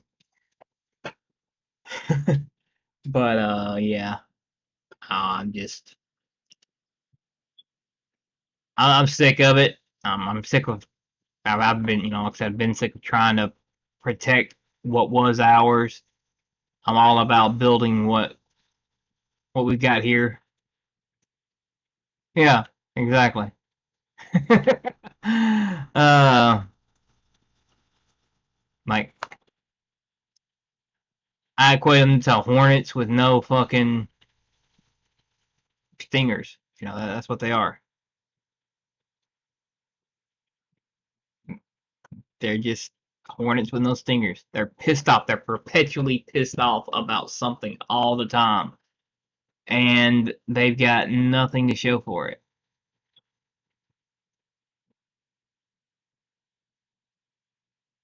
Yeah, yeah, they're trying to cope. They can't help it.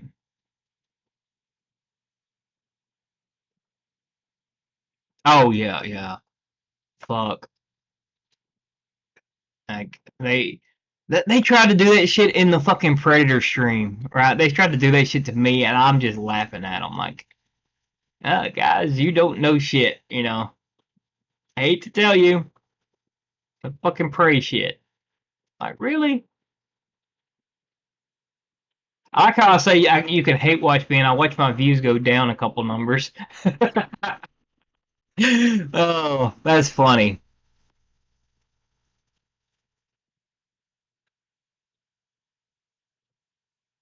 Yeah, yeah, exactly. Like, but like I said, I've said it before. Like, if I get kicked off Twitter, I'll just make a new account. Like, I got you guys on multiple things, so it can be. I mean, I'm not worried about like getting kicked off Twitter or Facebook. You know, I can always make a new account. Uh, it's that's nothing to me, right? What's up, C Dub? Uh, but yeah, I mean, I can always make a new one. I'm not worried about that. I'm not worried if I lose my channel on Twitter. I mean on YouTube, I'll make another one. That's the great thing about having multiple emails. You know, it's like I can always make another one. And everybody who follows me will be back on there at the same time. You know, for the new channel. It's not that hard.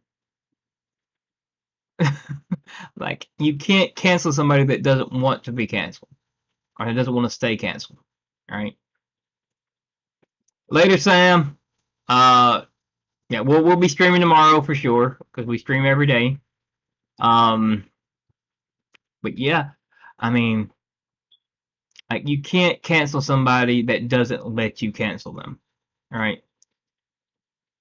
Like look at Gina Carano. They didn't cancel her. You know, she fucking survived. She made herself bigger than ever because of it. I use this all the time as an example. Like out of the YouTubers who are were completely cancelable. Let can't talk. There was Lindsay Ellis and there's Rippa. Okay, like Lindsay Ellis. I have a lot of respect for Lindsay Ellis, even though she was on the other side of the aisle. You know, I have a lot of respect for that woman. Just because like they could not cancel her until she finally gave up and you know, she finally chose to stop. But while she was fighting, man, that's just something to look at, especially when her own people turned against her. Like, I respect the hell out of Lindsay Ellis. I won't say that about any other left wing YouTuber, but I will say I respect the hell out of her. Um, just because she could have been one of us, you know, very easily. She could have easily been one of us. Oh yeah, yeah. I mean, like I said, I respect the hell out of Lindsay Ellis. I've listened to every one of her videos. I will listen to them on repeat. Some, you know, like I will listen to them over. Sometimes, like I respect the hell out of her. Um, yeah, yeah. I mean, look, I've got friends on the other side of it. That's never stopped me from respecting them. Okay, ever. I don't care what side politically you're on. And the fact is that if I can find common ground with you, I can respect you. But if you are a fucking psychopath, like Twitter weirdo, like no, I mean I'm not gonna find like I found respect for one person out of that entire mob that was coming after me today. One person, because they asked me a genuine question. Out of everybody else that was there, they asked me one genuine question, and they asked me what about this was social justice, and I explained my point of view to them. So that person has my respect at least for now, you know, because they didn't come at me like everybody else did on there. Like they came at me with I mean, it was a little bit of respect, so I showed respect back.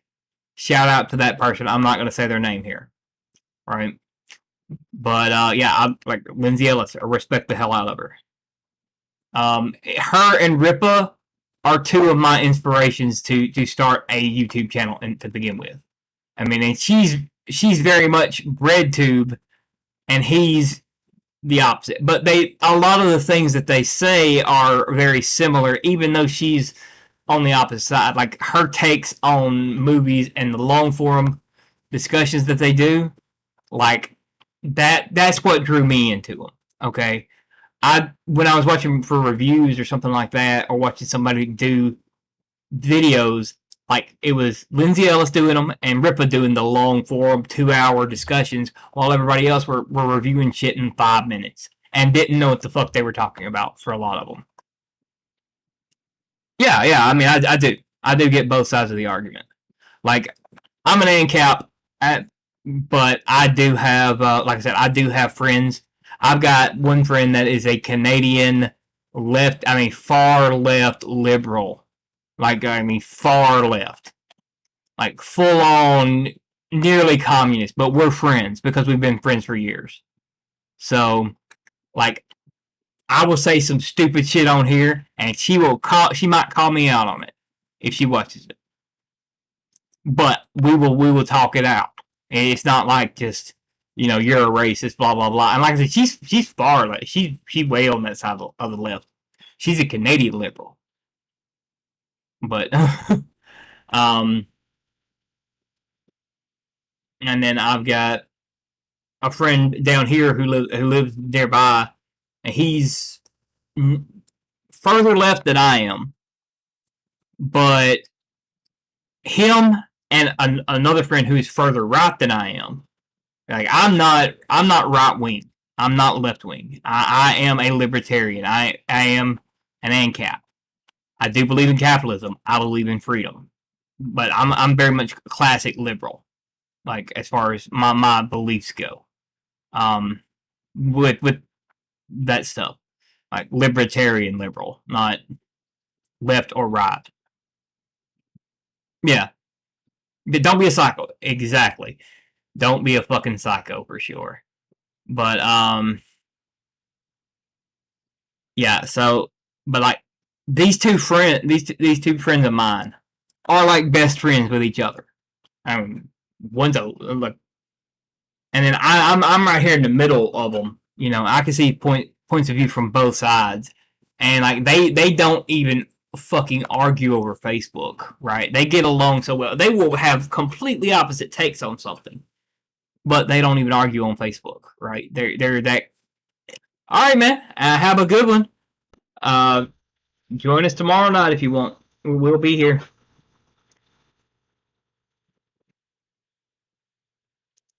But yeah. I mean, I can see both sides of it. Like I was listening to a old Lindsay Ellis video today, as a matter of fact. Uh, and like I like the long forum conversations. That's what I really enjoy. That's why I was listening to Philosophy Tube and all of that. Like those are my types of videos. Once I can do long forum discussions on the Rippaverse, oh my god, dude, I'm gonna be like, we're talking 3-4 hours of discussing the lore of this. If I had done a Lord of the Rings channel, like I would be, there would be 3 or 4 hour videos of just that. But I know, like I said, I didn't want to go with that gimmick because I know where it would lead to with Rings of Power coming out. I know how that gimmick goes, right? So it starts off as a hate video and trying to talk about the lore and stuff, and the hate videos would get more views than the actual content would. So I didn't want to go with that gimmick. So like, that's why this is not a hate channel. Like people confuse it all the fucking time, right? Like that this is a hate channel. And I'm like, dude, I don't even do reviews for movies and shit unless I like them. Like I've got to love I gotta like it, at least like it before I do a review on this channel. Like it's not even funny. Like this is not about owning the libs or anything like that. This is about our fucking shit, right? That's why I put my monetize your hater video on private because it wasn't good and it was fucking reply guy that irritated the shit out of me. So I made a monetize your hater video. And it went live and anybody who saw it got to see it. Anybody who didn't see it, it's private. So there's that, there's that. But like I'm privated two videos that didn't even get views as far as that goes. I got about 30 views per video. They were terrible, and it's monetizing your haters. Like for the first 5 minutes of it, to a 5 minutes to 30 minutes of it, that's all it was just monetizing a hater. And I'm like, nah, I don't like it. I didn't enjoy it. Like I'm not gonna pay any attention to it. Dude's blocked. I'm not gonna deal with reply guys. Like that's not for me. Uh, Eric can do that. This it's not for me. Um, I'm not gonna monetize the Lord of the Rings or the Lord of the Rings. Rang. Yeah, I'm not gonna monetize that shit. I will help lore. I will help Hell Lore monetize that shit, but I'm not gonna monetize it on this channel. As far as that goes, I'm not gonna monetize Prey. I'm not gonna monetize anything just to fucking hate it. Like my Sandman take was fucking honest about me liking it, so I don't care who likes it and who doesn't.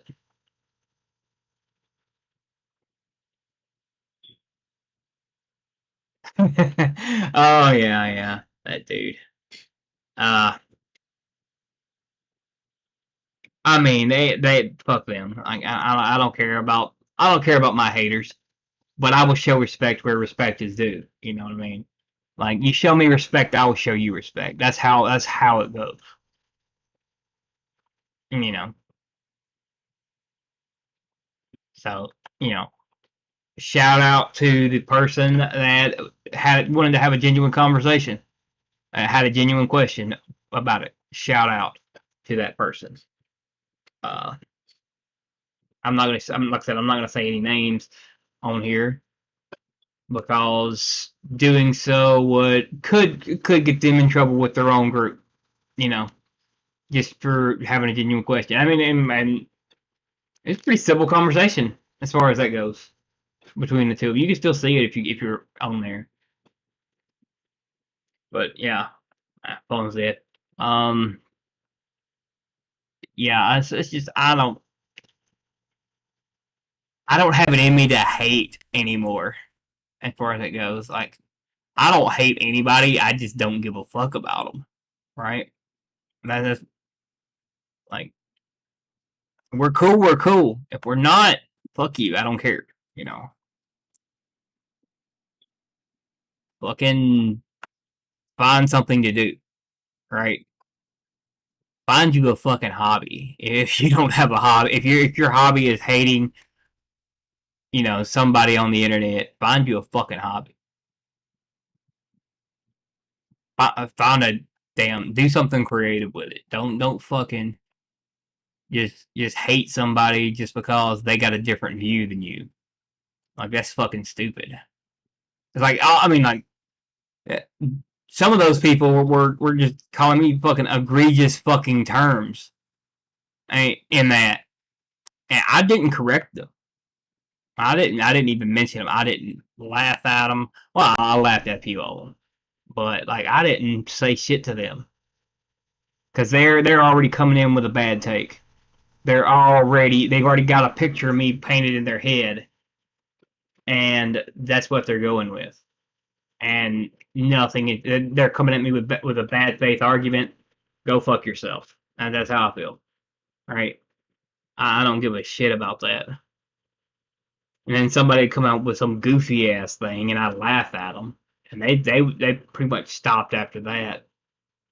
But yeah, I mean, I've got my own way to deal with haters, and I'm not gonna show them the attention that they want. Right? Like I was telling Hill this earlier. Like I ignored that whole fucking thing since last night. I didn't even look at it until like 5 minutes before I told Hill. Yeah, I mean, you ridicule them, you make fun of them, but definitely don't let them into your sandbox. You know, for sure, don't let them play in your sandbox. If they're just gonna hate you for some fucking stupid ass reason, you know, fuck them, fuck them.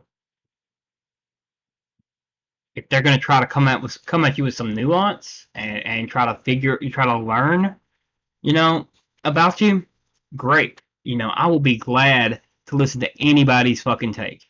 Okay. If you come into my room, my chat as a fucking hater, I'm not gonna put up with you. Like, I'm not. I'm gonna ignore you, and my chat will deal with you. That's how this is gonna work. Like, I will let the mods decide how they want to deal with you, how long they want to let you talk. I'm not gonna acknowledge you. I'm not gonna argue with you over here. If you want to come at me if you want to argue with me in a debate or whatever about characters or anything like that, fine. You know, I'll debate you. I'll talk to you. I'll have a nuanced conversation with you. But I'm not gonna fucking I'm not gonna start a flame war with other YouTube channels. Go fuck yourself. If you want to try that, go fuck yourself. You know. There's so many indies coming from Eric. Can't wait for awesome raging golden eagle and Wrath of God.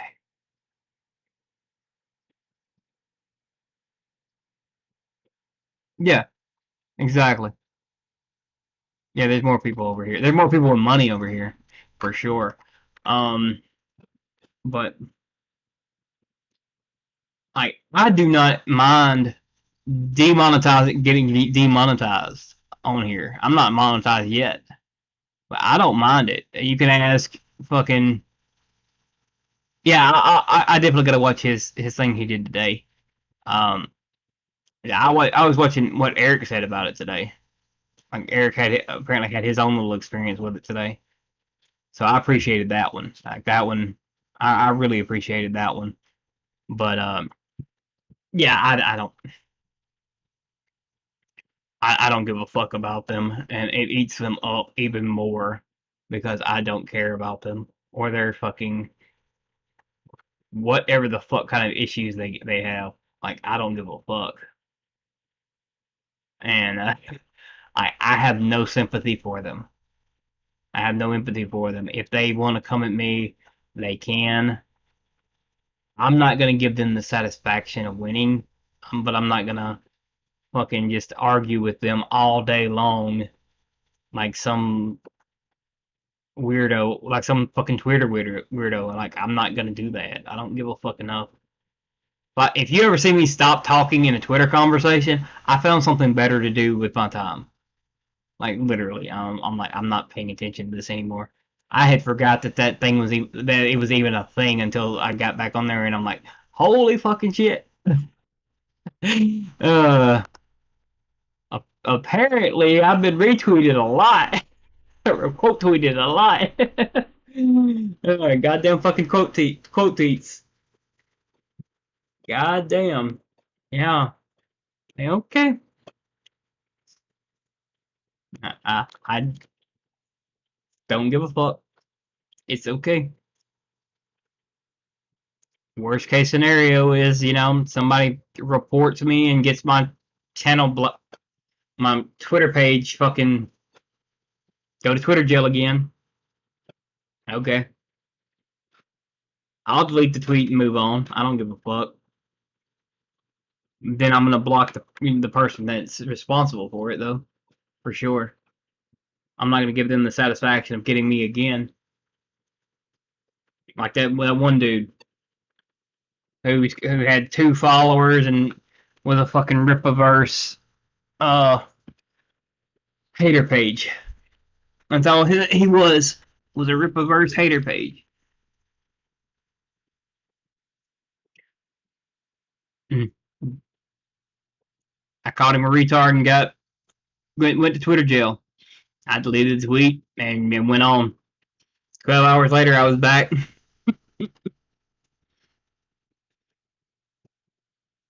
What was he calling me? Boomhauer? Oh shit, that was funny. That was the only funny thing he said. His memes were terrible. But yeah, I mean, you can't take Twitter serious, guys. You can't. If you take Twitter serious, it wins.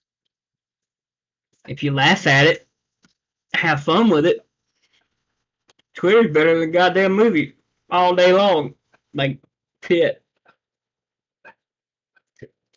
Twitter is better than a movie all day fucking long. That's the best comedy I've seen in a while. So yeah, it's just whatever, guys. Keep trying. You might get me to laugh. You're not gonna make me mad. That's for sure.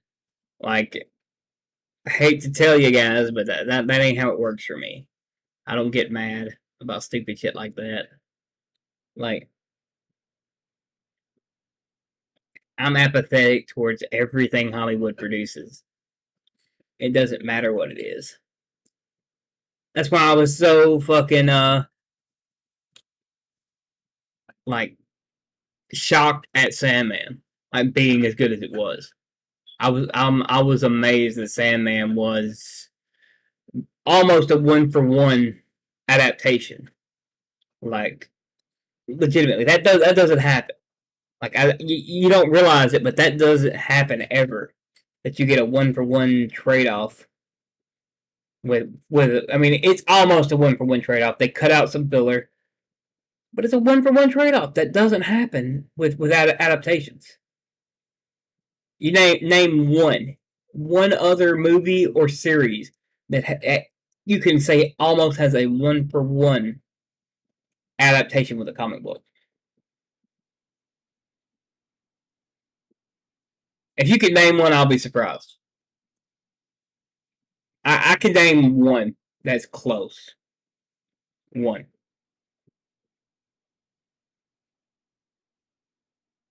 If you guess what that movie is, post it in the chat. One other than Sandman that is almost a 1-for-1 adaptation.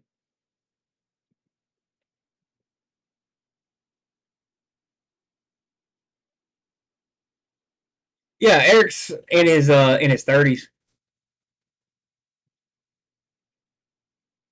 My God, he's not much younger than me.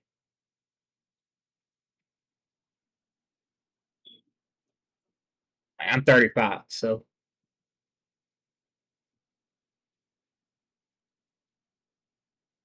But yeah, I mean, Eric has white pilled a lot of us. Iron Man.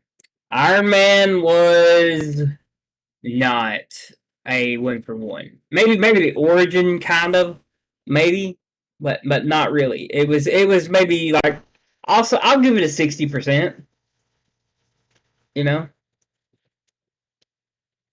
the first movie, yeah, that's what I'm talking about. I mean, it was closer to the Ultimate Comics for sure. than it was like the 616 comics. It was definitely closer to the for 616 it was about a 40% accuracy, and then for Ultimate it was about a 60. So not bad, but not great either as far as that goes. Um,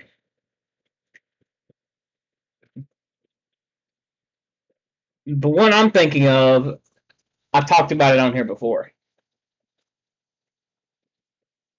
and it's kind of my reminder to people that that think that you can't succeed in just a couple of years to beat out Marvel and DC, because the number one greatest superhero movie of all time is Spawn. Okay. Yeah, there you go, man. Yeah, we're all about the same age. I look at my analytics. I know how old most of us are just because of that. At least I got a number between two. Yeah, 21. So yeah, you're at the bottom end of my analytics. You're in the younger tier group. Um, but yeah, so Spawn is about 80% correct. Okay,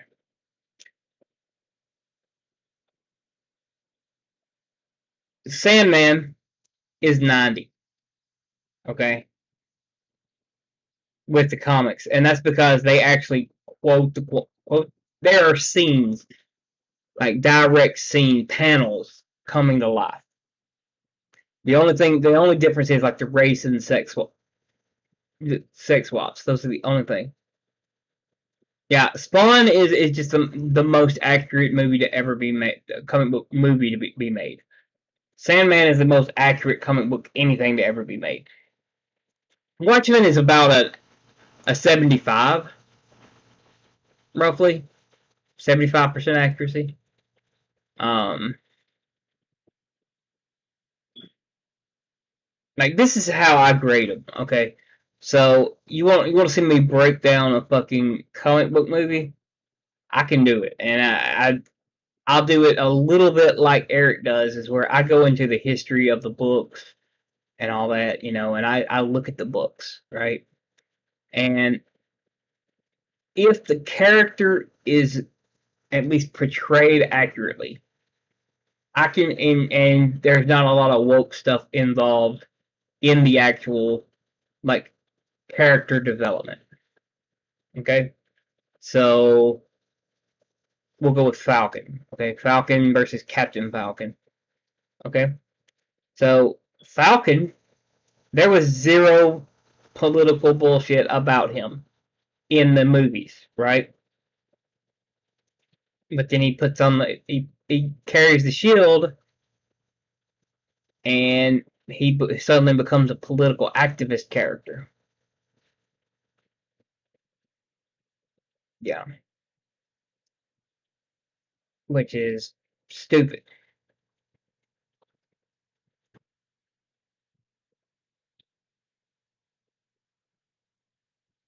Like he shouldn't have he shouldn't have been carrying the shield anyway. But I'm far less forgiving about that type of race swap, or that type of tokenization. A character getting the mantle of another character, than I am, say, a like Supergirl. Supergirl is a tokenization too, but I like Supergirl. At least 60, yeah, at least 60%. We expect to be accurate to the comic and to the story. Like I will give the DC animated movies before the New 52 ones. Like they were up there. They were like 80 and 90%. Like I brought this up, Batman Superman Apocalypse. That's like a 90% accuracy, right? That doesn't happen either, but it was like 90%. And then you have Hush, which is 40, right? Because they ruined that story, and some of it happens scene for scene, but the twists and stuff like that, the changes that they make to it are fucking stupid. And Like 60 to 90% is what we ask, right? 60 to 100. You can't get 100. I mean, you most of the time you're not going to get 100. If Sandman had just changed some casting a little bit and hadn't done what they did with like Death or like I said, Joanna's more forgivable for me than the Death one is. And there's a couple others that are just random fucking race swaps that don't even make sense. It's just a random redhead gets changed into a black chick, you know. Like, okay, I don't care about that. But they are still one for one with the book, right? Like that rarely happens, okay? So the character's appearance might throws it off a little bit, but they're still one for one with the book. So which do you judge more, right? That they're acting along with the book, that they're not shouting some social justice message all through it, and then it's all like subtext or subtle, you know, kind of subtle for what wasn't, you know, 90% is like impressive, and it's not. But Sandman is not for everybody. I said that in that video too. Like Sandman is not for everybody. It's not for normies. Netflix fucked up by making it because it's not for like normies to just watch. Like it's not something that they'll just watch, right? Because if you don't know the Sandman, you're gonna think it's woke trash. Okay, if you don't know, if you haven't read the books, you're gonna think it's woke trash. But for me, seeing like the Corinthian come to life was amazing, right? Because he's a fucking weird, terrifying character as far as it goes, you know. But the Corinthian is like the greatest fucking serial killer in the world, and he's a fucking nightmare. He can't be killed, right? So, other than by Dream himself, it's like it's fucking crazy. But it's not for normies. And Netflix, they didn't adapt it for normies, right? So there's gonna be a lot of people that hate it just because they don't understand what's going on. And then there's people like me who have read the books and are like, yes, fuck yeah,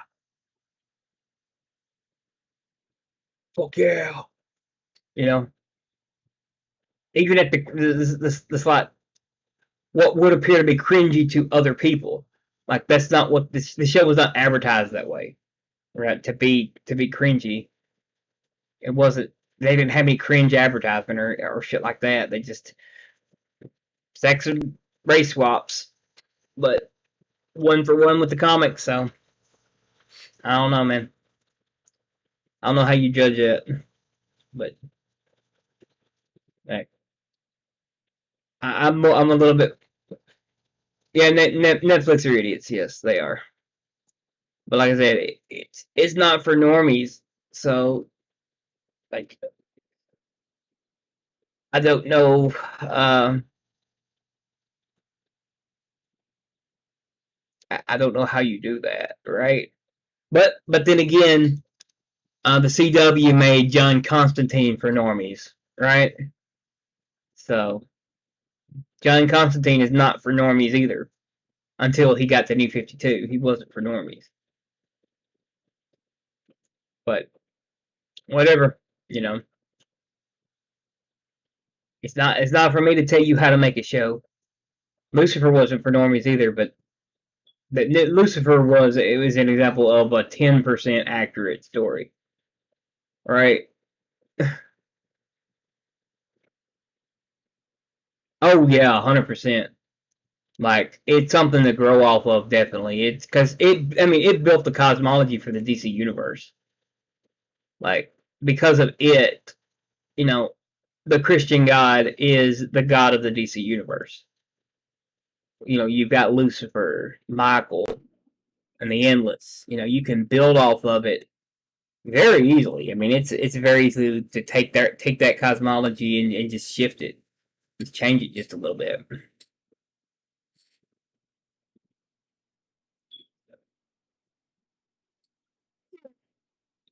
Hmm. Yeah, I mean, it's however you really want to do it when you're creating something like that. Like I've created a cosmology that's kind of odd, as far as it goes. Like the idea was that and this was for a D&D game, is that the idea was that the characters play the gods. Like the first characters that the players play are gods, right, for this world. And whatever the god does in the first game, like kind of builds the world for the second game.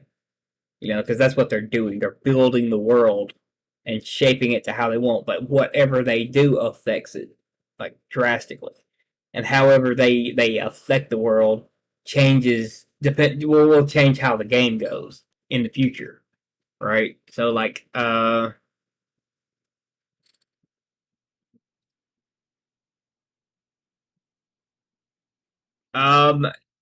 yes, yes. So within Sandman itself, I do like the character of Morpheus. I like the character of Death. Hell, I even like Desire, and Desire is fucking weird, but I like a good villain. Okay, villains are my favorite characters. Any medium, I always like the villains. Um, but like I love a good villain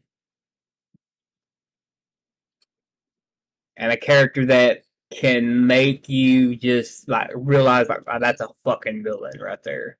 That's a true fucking villain. Like they are my favorite. Like I despise humanizing villains. Like give me a good evil Saturday morning cartoon villain over like Loki any day.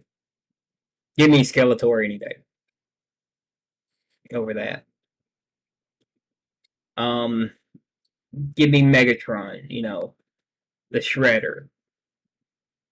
Like these are my favorite characters. Are the just the villains. I love villains. Um, for the most part, like I like there's a bunch of heroes that I like too, but I like villains. Um, and you got like the Corinthian from Sandman. Okay, now he is not my favorite villain of all time, but he is a very interesting character as far as that goes. Like his design is very interesting for like a nightmare. Um, so Star Wars is Darth Vader, right? Love Darth Vader, Doctor Doom, Magneto. And I don't know if y'all have seen me wear the my Magneto is right shirt on here, but like Magneto, I love a good villain.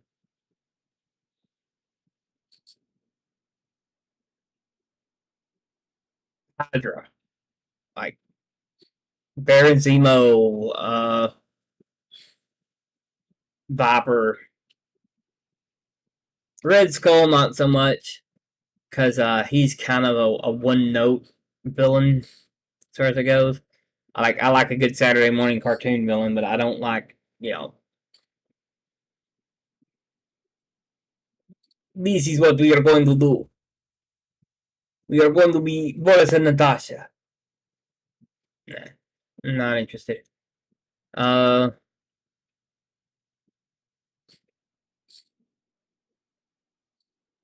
we will do this way and no other way.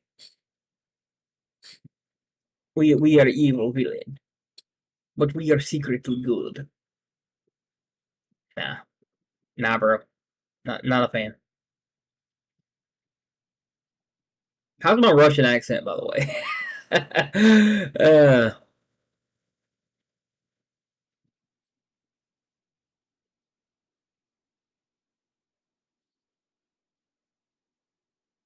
But yeah, like I was thinking about doing some like like side videos on like writing specific types of characters and just doing like a workshop for it on here. Because while I don't have any books published or anything like that, I have written hundreds of characters, thousands of characters that exist in my D&D worlds. Oh yeah, yeah, yeah. That's what I'm wanting to see is the villains. Like villains get me excited. I love villains because the thing about a villain, okay, villains run the story. Okay, villains are the reason that action happens in a story. Okay, the protagonist usually reacts to that. Like reverse flash level, yeah, yeah, I'd love that. Like in Lord of the Rings, like Melkor is one of my favorites. Um, I love the Lucifer comics, but Lucifer is my favorite character in it. His villains are not great. Like Lucifer's villains are not great. And yes, I'm saying Lucifer has villains. Um,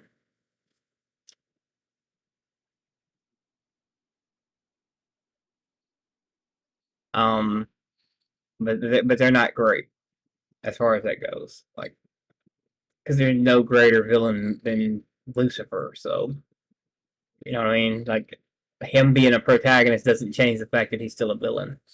Yeah, villain makes a story. A boring villain just kills it. It'll kill the story. Like that's why everybody will say, "Oh, Batman has the best rogues gallery." No, he's got about five that are decent characters, and the rest are fucking goofy as shit. Okay, you got Joker, Riddler, Two Face, Penguin, Mister Freeze sometimes, Poison Ivy, Harley. When Harley's not being a hero, Bane. The more you mention, the more ridiculous they get. Okay, and the more you like Calendar Man, the Mad Hatter. Who the fuck cares about them? You know?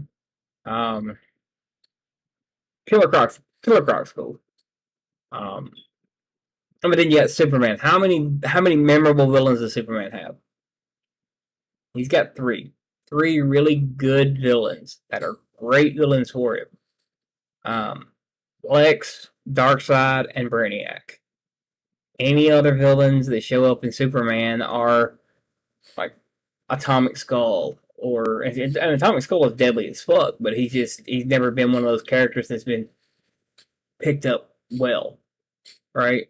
Um, he's not that popular of a villain. And then you've got, let's say, Aquaman. Aquaman has black mana. Okay, black mana is the most twisted fucking villain in all of DC. As far as villains go, he is the worst enemy you can have in DC. And I'm talking like Darkseid does not compare to shit that Black Mana has done. Yeah, I mean Batman's got a lot of villains, but he does not have the best villain in the universe. Okay, because if you want a true villain, I mean a true fucking villain that hates your guts more than anything, you got Black Mana. Okay, so backstory if you don't know, Aquaman killed Black Mana's dad. Black Mana's autistic. Black Manta dwells on this. He goes to Arkham. He dwells on fucking Arthur Curry and hates Aquaman with a passion. He comes up. Eventually, Aquaman has a son, a baby, Aqua Baby. Okay. Well, Black Manta kills Aqua Baby. Okay. He kills the shit out of Aqua Baby. Like baby kills him. Kills a baby in the comics. Okay. He is a normal dude in a suit. He does not have any superpowers. But his suit allows him to fight Aquaman. And Aquaman can fight Superman. Think about that. Okay?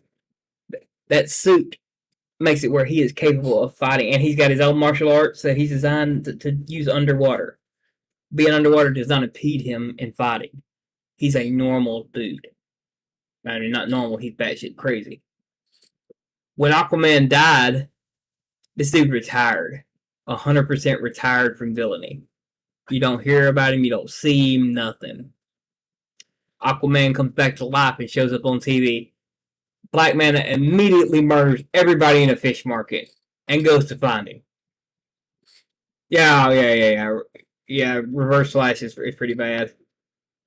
For Barry, he's pretty bad, and I like the Crime Syndicate. Like they're in an alternate universe, but they're so drastic, so very different from their counterparts. You got Ultraman, Owlman, and Superwoman. Right? They're so different from their counterparts. It's not even funny. Like I've always liked the Crime Syndicate. That is the best, superheroes from an alternate universe that are evil universe. Right? That's the best one. Because Ultraman would fuck Homelander up. Ultraman would wreck Homelander's shit.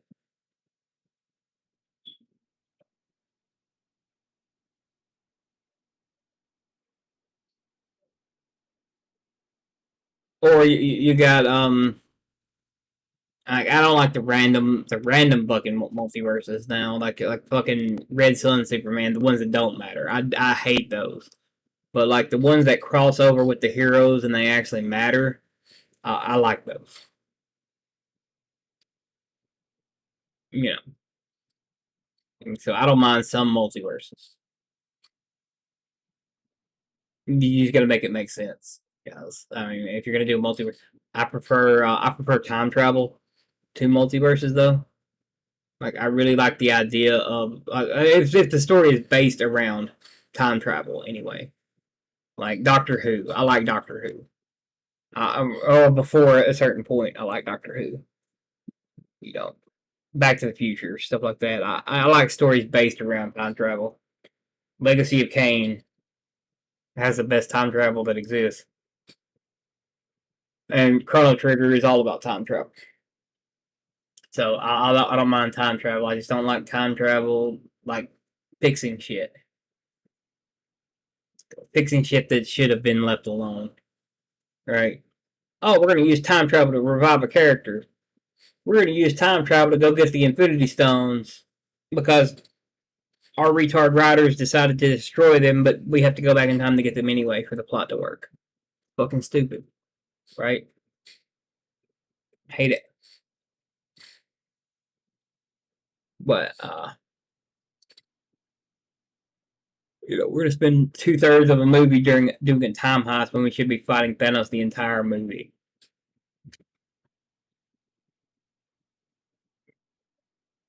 Yeah, y'all know what I'm talking about. Y'all know which movie I'm talking about. Um. Oh yeah, I'm sure he will. I'm sure he'll have some villain teams in there because villain team ups. Oh yeah. Villain team ups are some of the best team ups you can get. You got people that ideologically should not work well together, but you got like the Rogues Gallery from Flash, right? That's the best fucking villain team. That's one of the best fucking villain teams out there. It's because they're all like they don't kill people, or normally they don't kill people. They just fucking commit crimes, right? But they got a code of honor.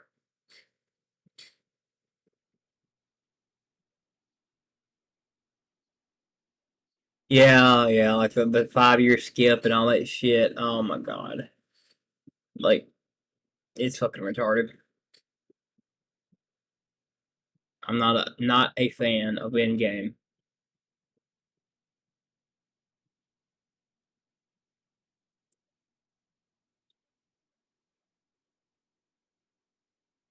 In which, if you look at Infinity War, every character that got snapped away was a character that was there was in the Infinity War in the books, right? They were actually part of the group that fought Thanos. Every one of them that was snapped away.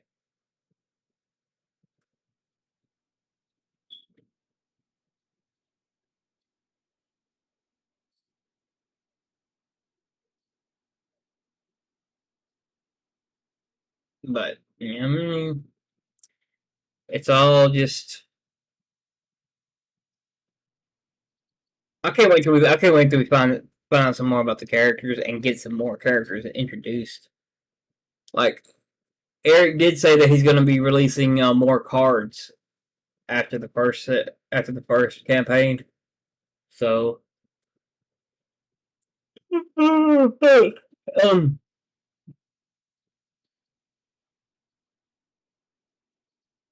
Rippaverse gods. I mean, Dokuman. I think he's a god tier.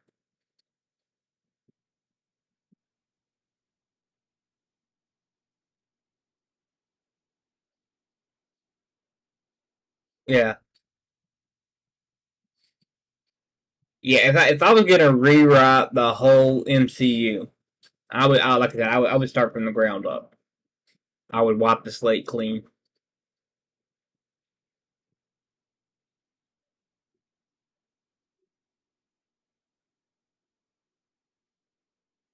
But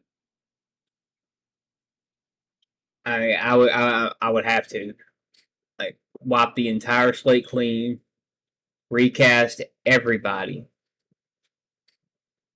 and I would do comic accurate stories. That's what I would do with the MCU, and I would not make it. I would probably do a bunch of series first before ever did a movie. Like I would do like an Iron Man series, and I would start with the series, and that's how I would tell the stories.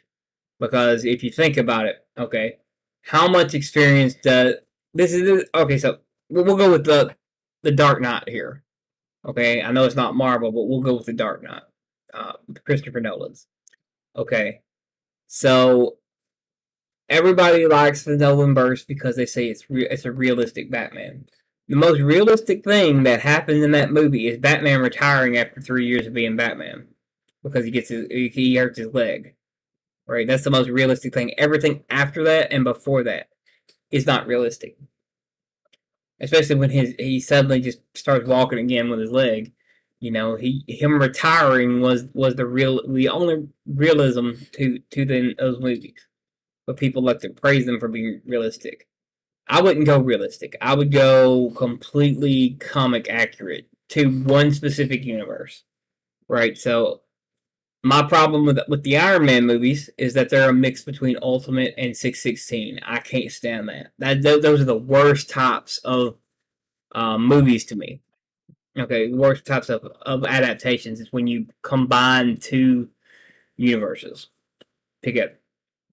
I can't stand it. I would rather you have a multiverse than have two two versions of a character in one, or combine two different characters that don't make sense to be combined. Right? Like I don't like that. I would a lot rather you have the full on multiverse than that. So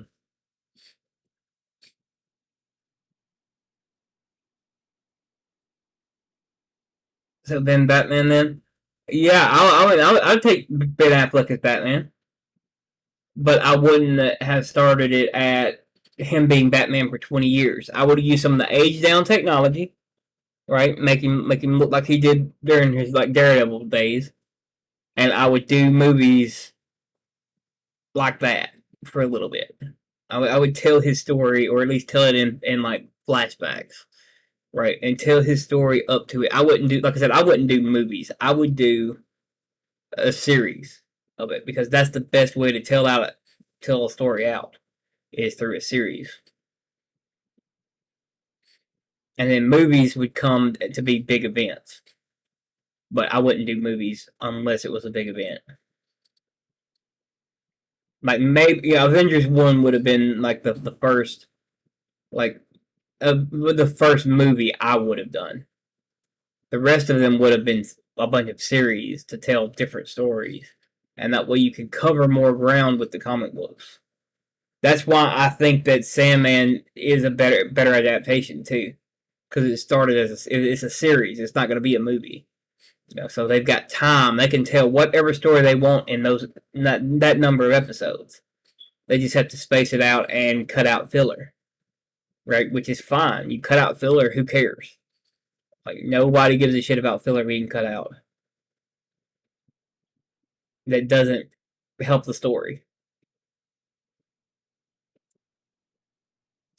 So yeah, I would start with like live action series. What's up, Notorious? What's up?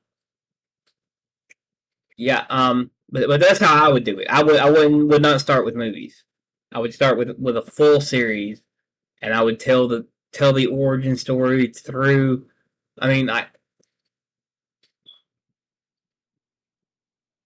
a 7 episode series, then a movie. Like I said, it would all depend on what I was trying to build towards. Because like if I'm building towards a big crossover event, then there's going to be a series for every character, right? At least a mini series for every character. Um, but I mean, I would do like classic series length, hour long series, 20 episodes a season. Okay, and then I would do that, and I would have so it would kind of be like the DC series universe. You know how they're all connected and all that stuff, like the Arrowverse. But mine would be comic book accurate if I did them. So any crossovers would just be for other series to jump start or whatever. And I mean that's just how I would do it. 100% do it as a series. Most movies are trash anyway, and I would do 20 to 30 episodes a season instead of 10. Unless there just wasn't enough to tell in the show, which you go in with comic books, there's plenty to tell. You got 12 issues a year coming out of the big two with each fucking series. So I would do my best to tell those stories as accurately as possible. And any of the stories that didn't work, I would remove them. Right. I wouldn't rush it. That's the problem. Is like rushing into it, or oh, we got to do this movie. Well, think about it like this. Okay, because the Christopher Nolan Batman movies were movies. Who is Batman's most prominent threat? And since you can answer this, who's Batman's most prominent threat in the Batman movies?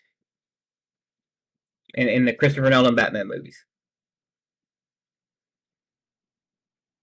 Because they're movies.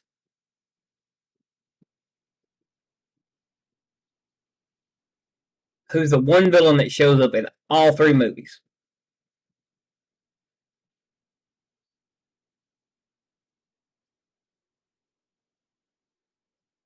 Yeah, yeah, exactly. That's what I would do.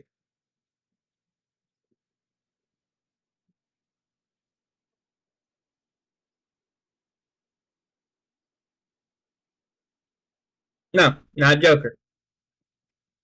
Oh, well, other than himself, yeah. But it's Scarecrow. Okay, Scarecrow is the most prominent villain. He shows up the most, and he shows up in all three movies. That means he's the biggest pain in Batman's ass. Okay, is fucking Scarecrow, right? Okay, so if that were told as a series instead, then you would get to see Calendar Man. You get to see Mister Freeze. You would get to see all of those, just like the animated series, right? You get to see all those villains show up, right? But Scarecrow was the most prominent villain because it was a fucking movie. and that was the character that kept popping back up. He's the character that kept popping up and being a pain in Batman's ass. That's all he was just a pain in the ass. And he wasn't even a fucking full-on villain. He worked for another villain, right? I mean, everybody else in the fucking universe dies, so I mean, don't get me started on fucking Bane either. Like, fuck Bane on that movie. Fuck that whole movie. But that's what happens when you try to do realism over like an actual comic book. People love the X-Men movies. I don't. I hate them. And a lot of that is because Bryan Singer told all the casting crew that they were not allowed to read the comic books because that would interfere with his vision. You know what I mean? Like that should never be a thing. Like you tell the entire cast that they are not allowed to read the comic books because it would interfere with your vision, then you're the problem. So, not a fan. And yes, I was born in the darkness. Yeah, Two-Face was great. But like so, but I mean, I think about it like this also. Okay, so you got the DCEU. Okay, so Batman has 20 years worth of experience, while Superman has been on Earth for has been being Superman for maybe 3 years, two or 3 years, right? By the time that they meet, so like they should have started at the same time, roughly. You know, being heroes. Because that's what drives the kind of the first conflict between them is that they've both been heroes for around the same amount of time.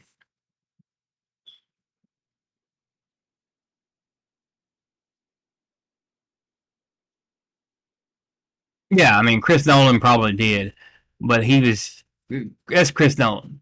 You know, Chris Nolan he was trying to do his own thing with it too, but he was more focused on realism, um, instead of and that's not being realistic. That's being realism is separate from realistic. He was focused on realism, right?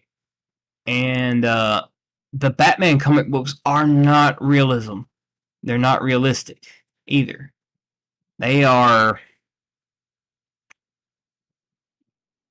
a dude in a bat costume beating the shit out of criminals.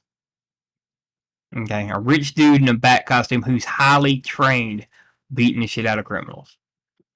That's what Batman is. Okay? On the surface, that's what Batman is.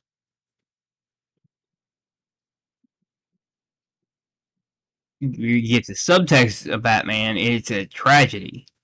Right? Batman knows that he is not going to be doing this. He's not going to be able to do this forever. He knows he's just a mortal man surrounded by gods that one day he's going to go out there. One night he's going to go out and he's not going to come back in. He's not going to come back. He knows that. What's my opinion of the Arkham games? I was disappointed with the first one because of the final boss with Joker. I love Arkham City. I liked Origins, but specifically just because Deathstroke was in it. And I despise Arkham Knight.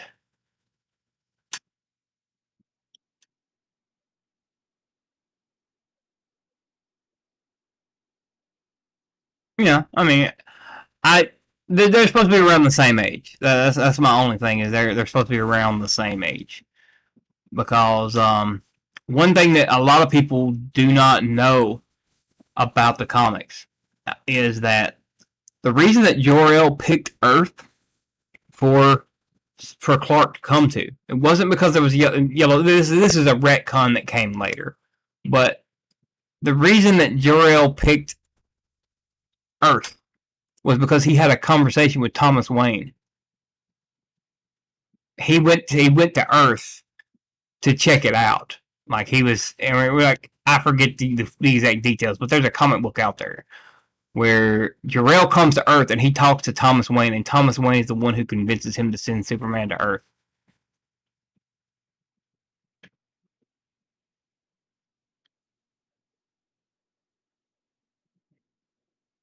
Like a lot of people don't know that. So their destinies have always been kind of intertwined. I mean, look, since New Earth, they've always been kind of intertwined, and I've always liked that. Like Batman and Superman being the two, like they're best friends. Like they're best friends. I've always liked that, even though they didn't even know each other right at the time. But yeah, that's just some retcons are great. Okay, some retcons work for the story.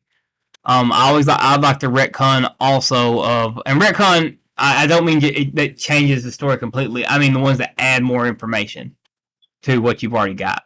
So like I've always liked the Paul Dini retcons to where Batman and Zatanna were friends since they were kids. Okay, I've always liked that. So they've known each other for years, since they were 10 years old. Um, and then you've got, I love Brainiac. Brainiac is one of my favorite characters. I'm like, love Brainiac.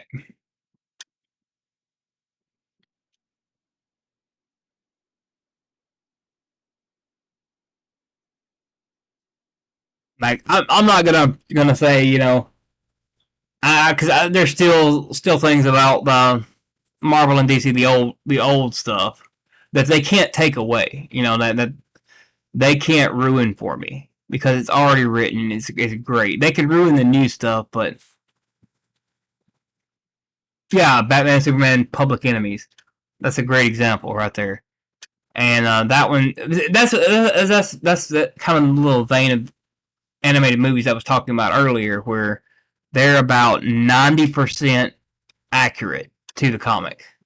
They got a few small changes, but they don't change. They don't really matter. Like I I really like that one, and I like Apocalypse. But fuck Apocalypse War. Like just fuck that shit. Like altogether, that's just fucking horrible. That's like watching a fucking DC. That shows you that they hate these characters that they're writing for. If you read if you watch the Apocalypse War movie, like they hate those characters. You can tell every character that they despise too, because they kill them in the most brutal fashion in that movie. You can tell the characters that they like and the characters that they hate real quick, because they literally butcher characters. Like characters get fucking butchered in that movie. I despise the New 52.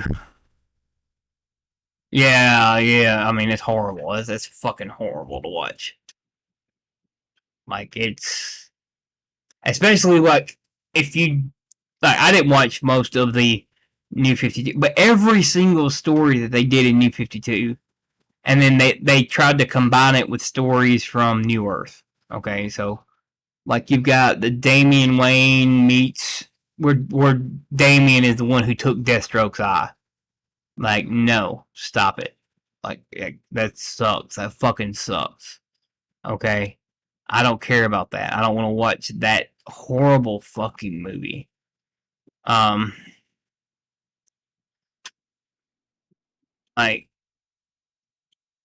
Judas Contract. Like I'm not a fan of the Judas Contract story, but they butcher that story to include like Damian Wayne. Like you could tell the characters that they like in the New 52, like the ones that they like in those universes versus the ones that they hate.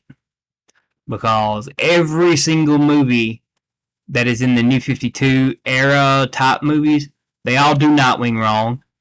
Okay? Hush was fucking terrible, dude. Hush was bad. Hush was so bad. Like, that fucking twist. Like, that was just so fucking bad. Like, and like I said, you could tell that they hate these characters.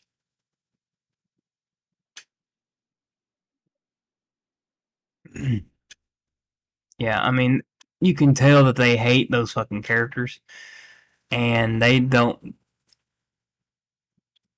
don't like them.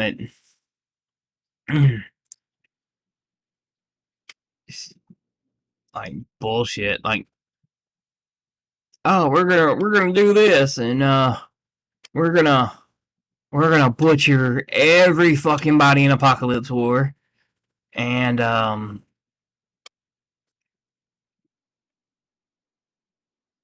we're gonna make John Constantine a coward. You know, run away while Z's getting killed. We're gonna butcher Starfire because she's attractive. We're gonna make Raven a teenager. You know, and then make her look like she's on meth. I haven't seen that one. I've read the comic, but I haven't seen that. What's up, Grant? Yeah, I've read the comic, but I haven't watched the movie. Like, yeah, welcome. Um, so yeah, I mean, like, DC used to do amazing animation, and they have always blown Marvel out of the water with animation until they started the New 52 shit. And then they're all fucking terrible after that. Every fucking one of them. There's not a good one in the New 52 vein.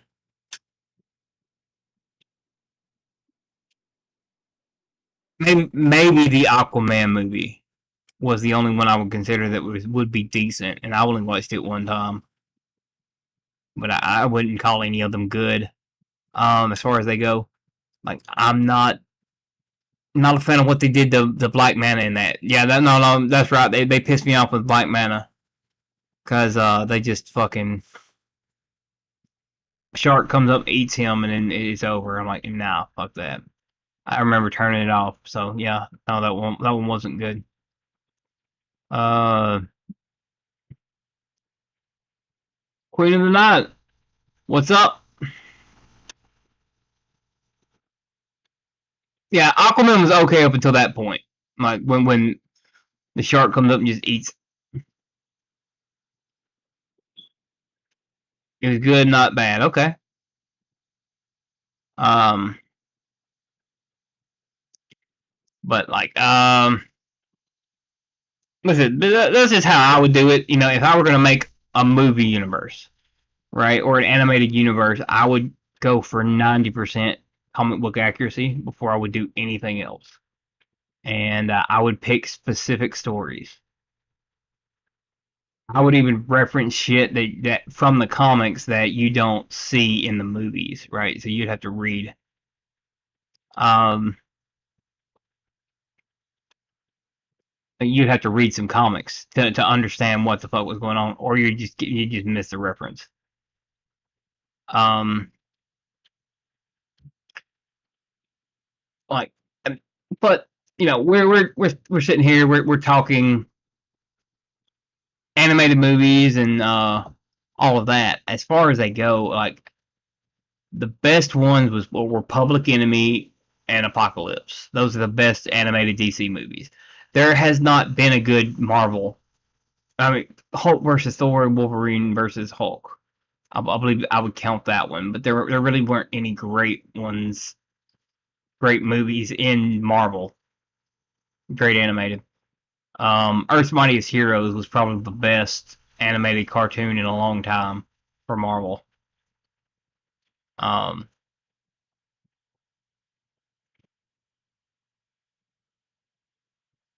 Not necessarily. I mean, no. Like I would, if you see it, I was actually praising. I was praising Sandman, the series. because they are 99% accurate. The only thing that's wrong is some of the characters' appearances. So you don't have to change any. You might have to cut out some filler, but that's really it. As far as that goes, you don't have to change anything to you know make it work in a movie. Not too much. I mean that's the excuse that they use uh, all the time, but that's not true. Like Spawn was 85% accurate to the comic, and what they cut out was filler, and they just changed who killed Spawn, but most of it's fairly accurate to the comic book. So like, I mean, you don't have to. Thank you for subscribing, Queen of the Night. Let's see, but like, you don't have to change anything from a comic, especially animated. Animated movies, they should be one for one. Or if something is changed, it needs to be a better change from the book. And I'll give an example here on this one. So, Batman Superman Apocalypse, the ending was better. I mean, it's almost one for one. Like it is very much almost one for one with the comic, with the exception of the ending. And in the ending, Supergirl fights Darkseid. Okay, she uses all the skills that she has learned from Batman, Wonder Woman, and Superman against Darkseid, and she loses this fight. You know, if she beats him down, but she loses this fight too. So, like I'm saying, it's not the same. Like the best DC movies are the ones that are almost one for one with the comic book. Public Enemies and Apocalypse War. I'm not Apocalypse War. Batman Superman Apocalypse, the Supergirl one. Now, fuck the Killing Joke. I hated the comic too, though. Like, so the thing about the Killing Joke is it wasn't canon, and then some idiot writer at the time made it canon to the universe by putting Barbara Gordon in a wheelchair, right? Because it was a complete accident that it became canon. So, but yeah, fuck the Killing Joke. I hated that. I hated the movie. I hated the comic. I hate the. If you don't know me, guys, you will know. You will learn soon enough. As soon as hell brings up fucking Doctor Manhattan, you will learn. Okay, how just how quick I am. I will call something fucking stupid in the comic book. And just as soon as somebody brings up Doctor Manhattan in my chat, you will find out. Cause there's some shit that I find in the newer comics that's just fucking stupid. Okay, and it don't even have to be woke shit or any of that. It can just be literally like something that does not make sense with the multiverse. Okay, Doctor Manhattan is one of those things. After the Doomsday Clock, like hell will sometimes bring it up just to get me going.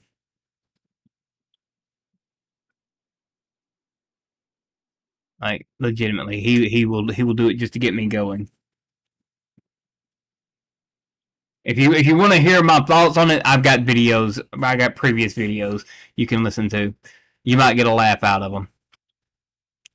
But yeah, I mean, as far as it goes, like, yes, you can have 100% comic book accuracy with a movie and with a cartoon. It doesn't matter. But like, if I were going to do movies with the Rippaverse, for example, I would want to tell brand new stories that are just canon to the comic book instead of adapting.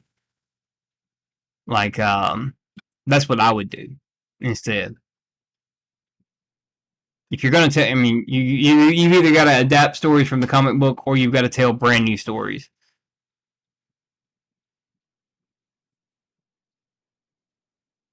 Yeah, oh yeah, no, I fucking hate it. And I have a copy of it, like somewhere. I don't fucking know where it's at. But nah, not a fan. Hated the movie more, but I'm just not a fan. I'm also not a fan of Damian Wayne. Like I hate Damian Wayne as a character. I mean, you guys can ask me anything. I'm 100% honest. I'll tell you what's on my mind about a character if I know about it. Like legitimately. Like I will be hell can tell you I'm 100% honest when I talk shit. I'm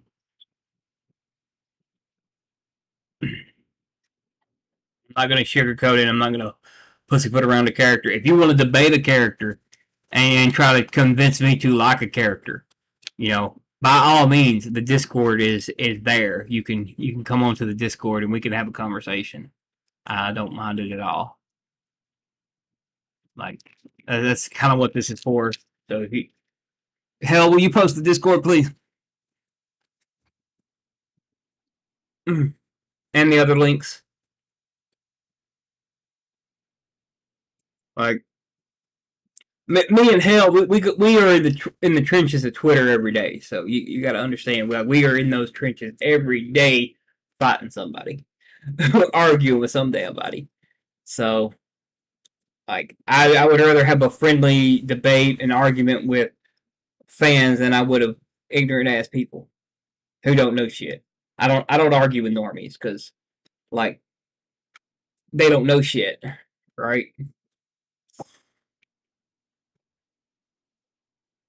And you can find out just how quick somebody's a normie by if they like, especially the Facebook normies, man. I'll deal with a Twitter normie over a Facebook normie. Facebook normies are fucking stupid, right? Like, they're not just ignorant. They are stupid.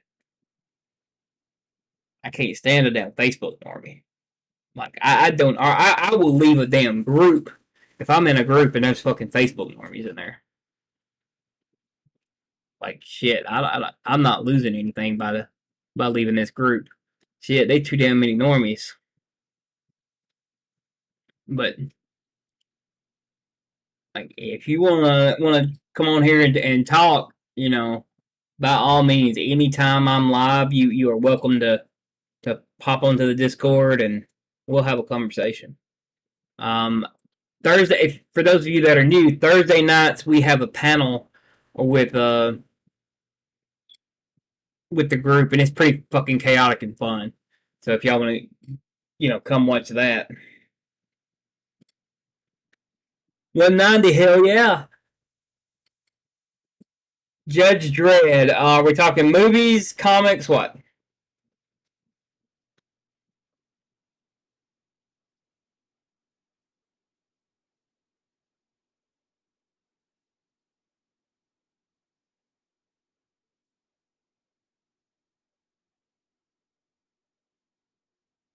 What are we talking about, Judge Dredd? I've never read the comics. I will fully admit that. Like I'm a normie when it comes to Judge Dredd in the comics. I've seen the movies. I got a friend that loves Judge Dredd though, so I could educate myself really quickly.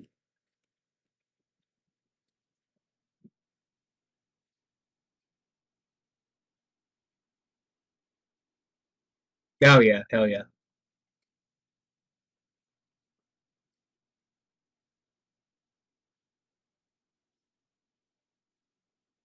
Yeah, yeah, like I said, Judge Dredd is not one of my characters that I read about. I say I played the Judge Dredd video game for Super Nintendo. Like I don't have any kind of experience with Judge Dredd, not really.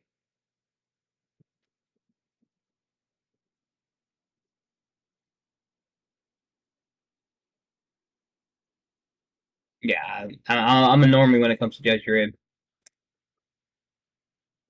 Like there's very few like side universes that I've actually gotten really into.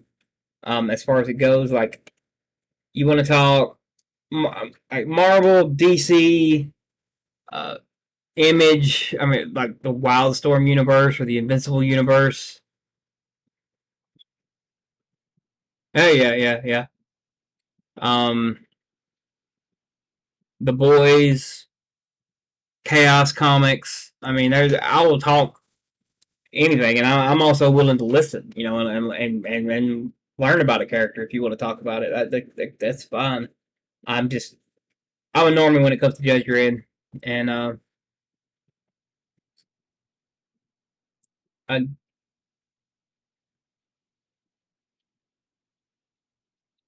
I read some Dark Horse stuff like the Predator comics, some of them, ABP comics, the Star Wars comics. Like as far as my old fandoms go, which I've been out of them for a while. You know, like out of comics for a while. So,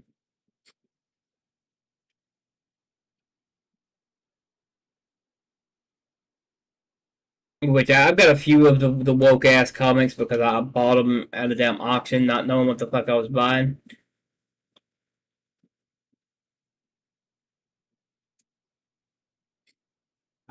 No, it's not. It's not. Well, kind of yes, but not really. No, it's satire.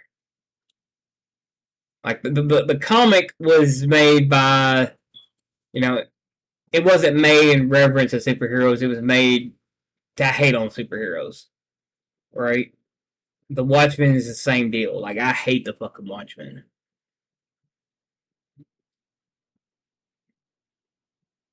Mm.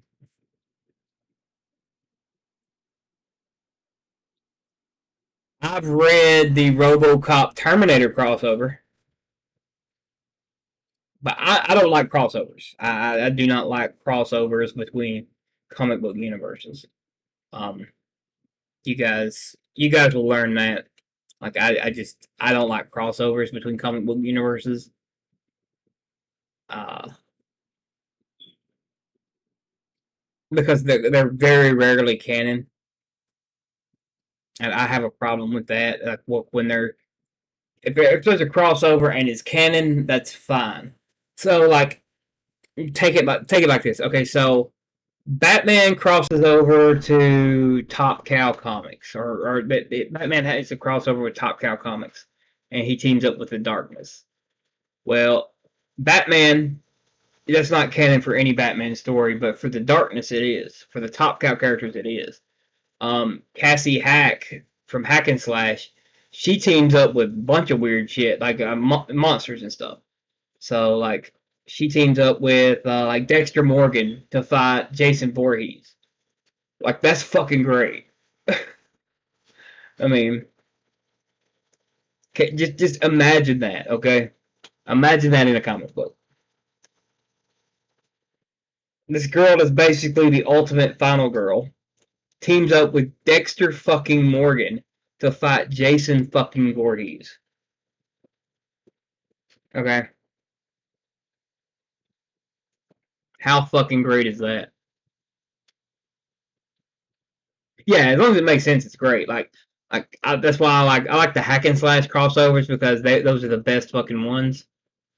What time is it in America now? It is 1 o'clock or 5 till for me. I don't know about the rest of them because we got four time zones.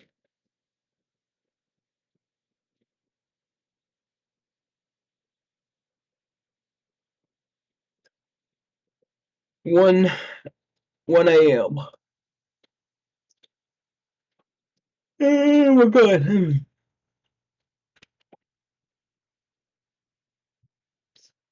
Okay. Australia. Good night, mate. Uh,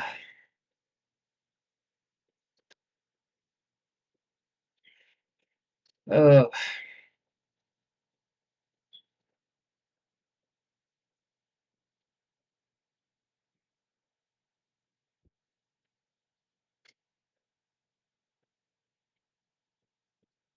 are you talking about the Marvel Zombies crossover? Because that was pretty good actually. I enjoyed that, and that one was actually canon to Marvel Zombies. So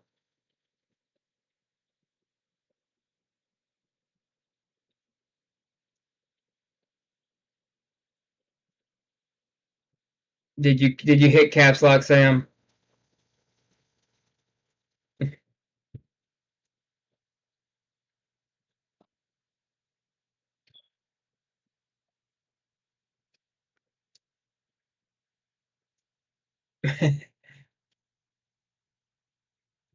Green Arrow versus Batman. Batman's whooping that ass. Batman is whooping Oliver Queen's ass. Unless I mean, if it's the Arrowverse Green Arrow, then that's basically diet Batman. So, but Batman is whooping that ass 9 out of 100 times. 99 out of 100 times. Like Batman wins that fight. Ollie's not as skilled as Batman is.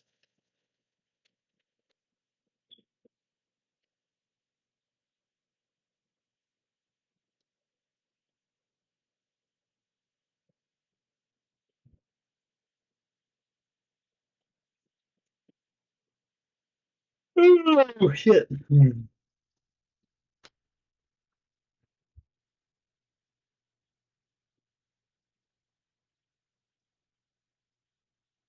Yeah, Batman's gonna win.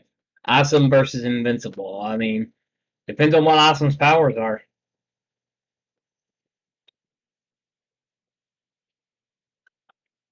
Cause Invincible might whoop that ass. I don't know. Although Invincible's power is getting his ass beat every single fight he gets into. Like that's his superpower. Is toting an ass whooping until he wins.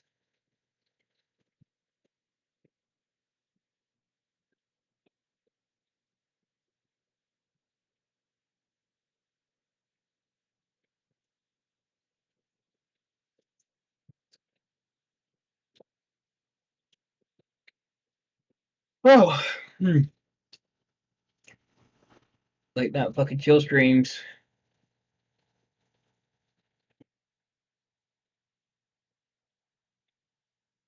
Yeah.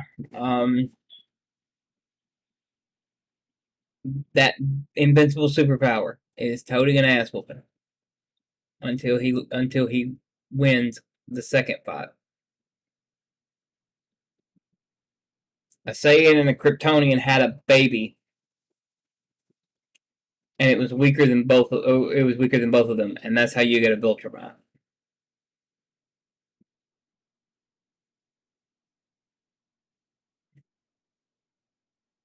One Punch Man versus Superman. Oh yeah. We will definitely do that. 100%, Lord. One Punch Man versus Superman. One Punch Man can't do anything that will hurt Superman.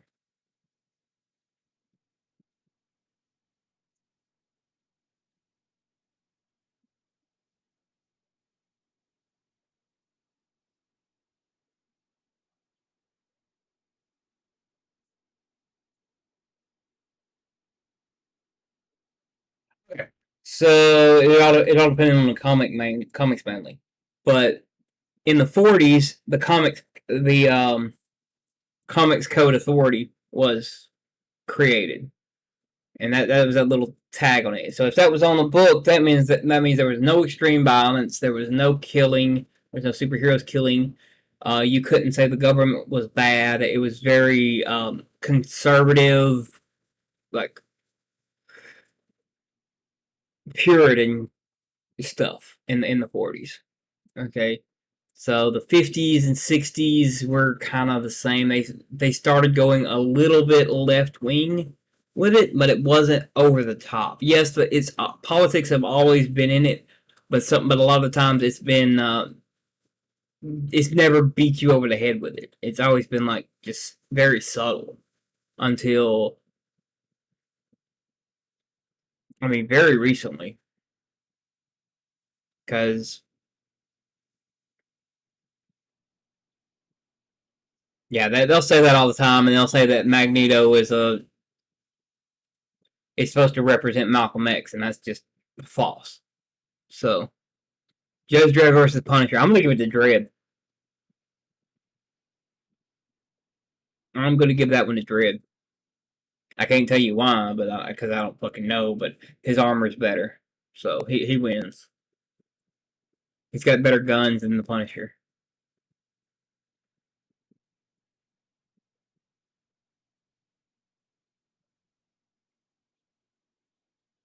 Yeah, yeah, they were not trying to influence the reader's thinking. It may have just been like a side thing, right? It wasn't really that important to it as far as it goes. Like, and when they used, I miss the days when they used fictional presidents and stuff like that. Like, I miss those days. Saltwater crocodile versus great white shark. Um,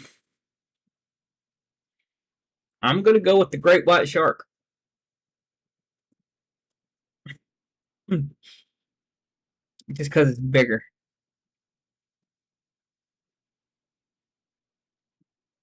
Oh yeah, yeah, yeah. And that's all he needs is the first time. He gonna kill that ass. Frank Castle just, I mean, I'm I'm iffy about the Punisher as far as the character goes. Like I like the Punisher movie, the one with Thomas Jane. Like I like that, but that's really as far as it goes for me liking the Punisher. Um,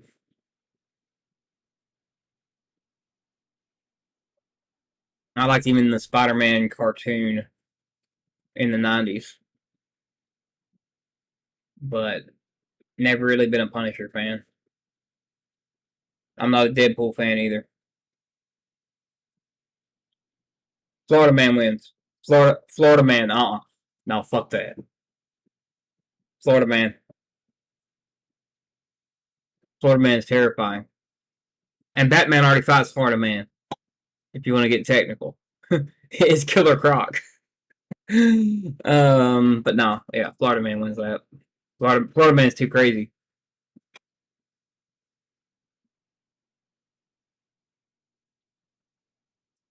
Florida Man just throws Batman for a loop because there's no puzzle to solve. It's like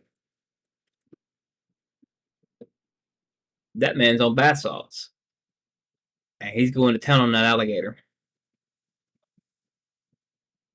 Nope, not it.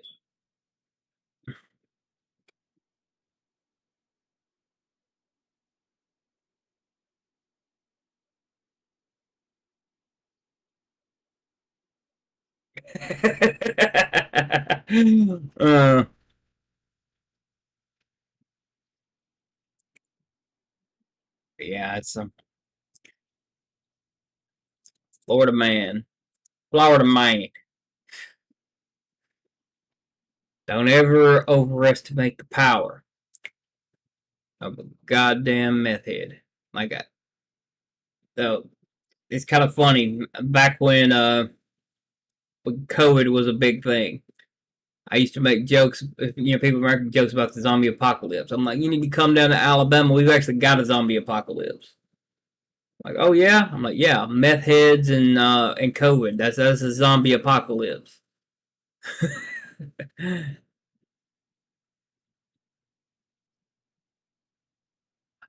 I don't give a fuck. I find it funny as hell.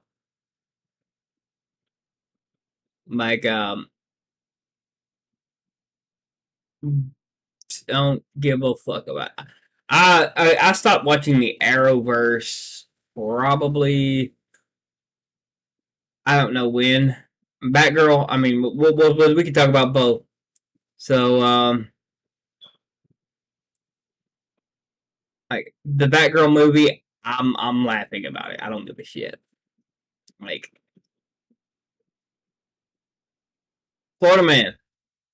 All right, Florida Man wins. Okay. Um, So, all right, man. Have a good one, bro.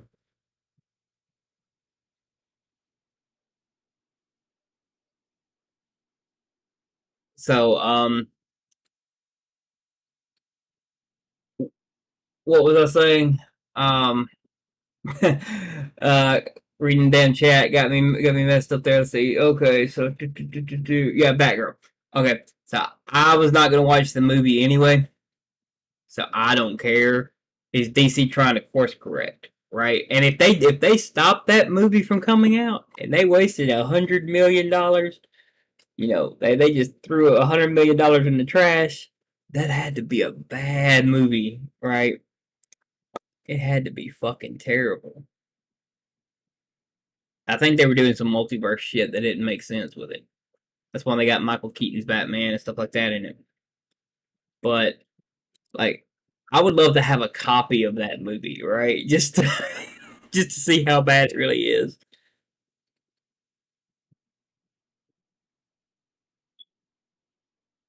I would say it can't hurt.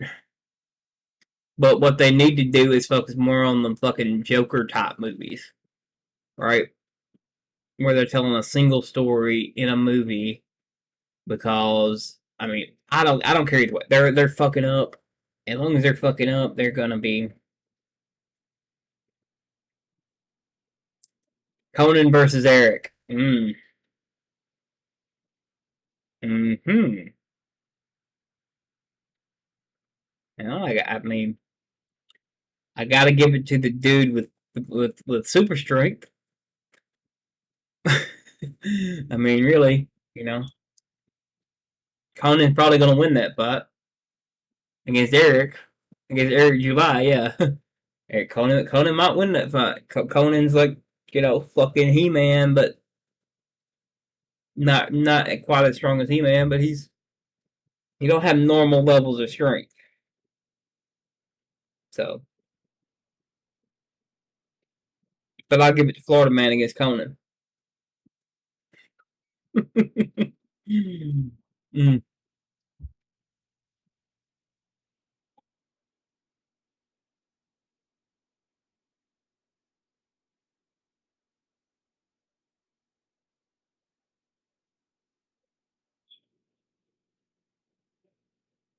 No, no, I don't. I think they're going to try to. I think they're going to try to course correct, but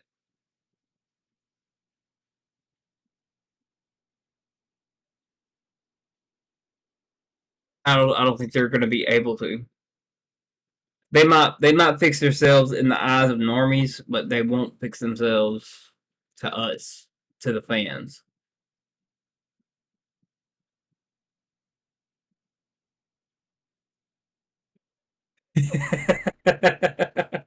Okay. All right. So I got about 5 minutes into the Schneiderverse Justice League movie, and I turned it off. I couldn't watch it. Lex wins. Lex is a businessman. Man, he will pollute the shit out of the Earth and kill Captain Planet.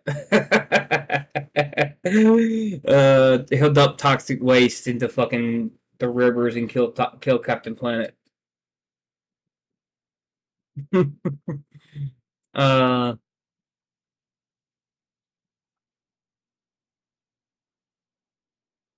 yeah, no, I didn't watch it, so it's I didn't care anything about sitting there for 4 hours watching that fucking movie, even though if it is better than the Whedon one. I did. I'm not Schneider bro, so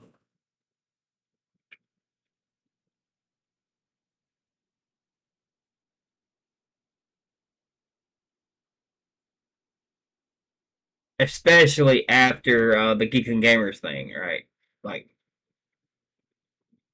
but I was never a Schneider bro.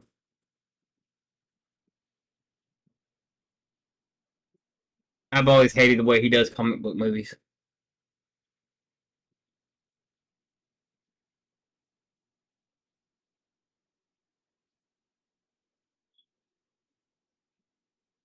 The fuck does that mean? C dub? I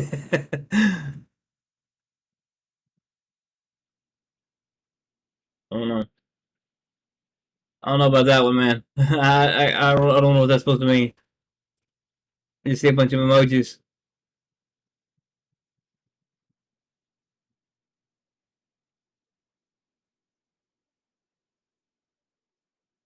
I need to get me some damn awesome posters so I can cover up this fucking wall behind me.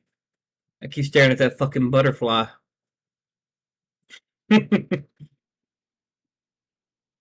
Nah, nah.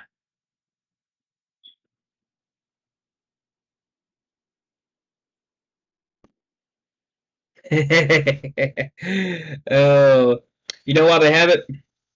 Because Ted Turner owns Captain Planet. Turner Broadcasting owns it. So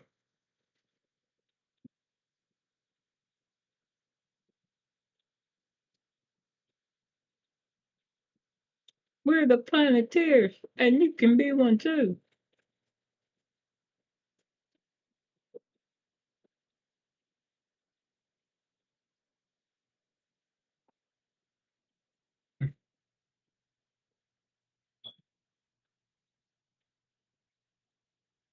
Oh, okay.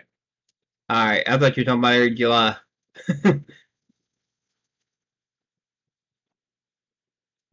Yeah. So I don't know about the other guy versus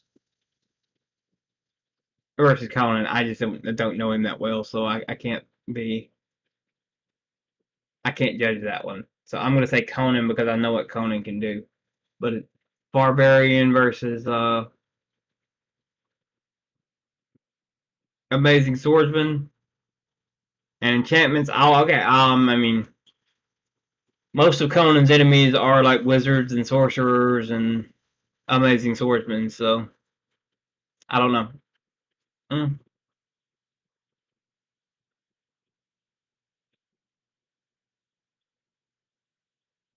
I suppose it just all depends on who gets the first hits in. Smallville. First 5 seasons great.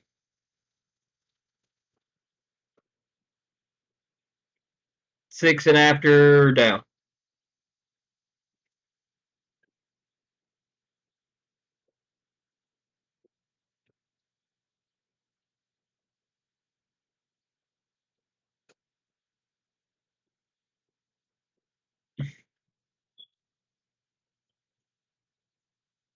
Good, I mean, good for its time.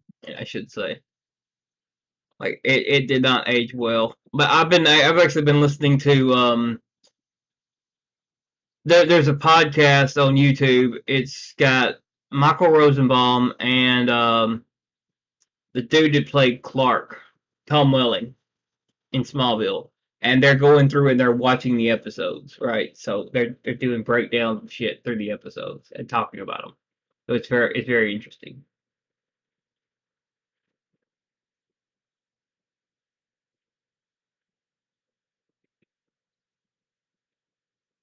I think it's called Talkville.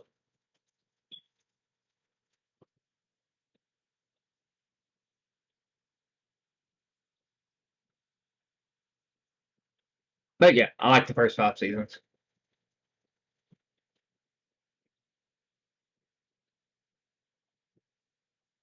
It just consistently gets worse after the fifth season, though.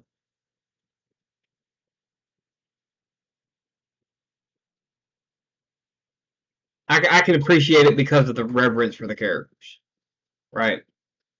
Even if they're changed a little bit and they're not the same exact characters, I can appreciate the reverence for them.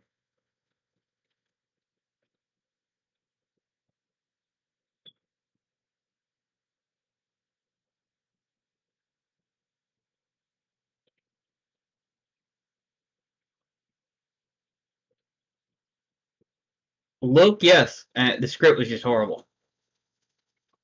He looked great for Superman,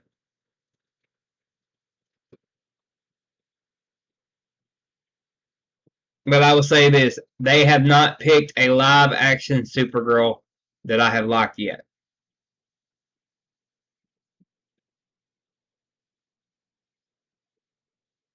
When did I talk watching Doctor Who? I stopped watching after let's see,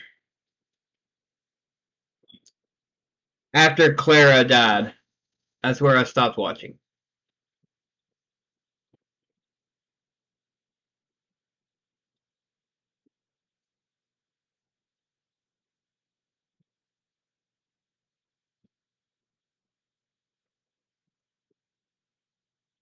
So I quit before Jodie Whittaker even got on there, like way before.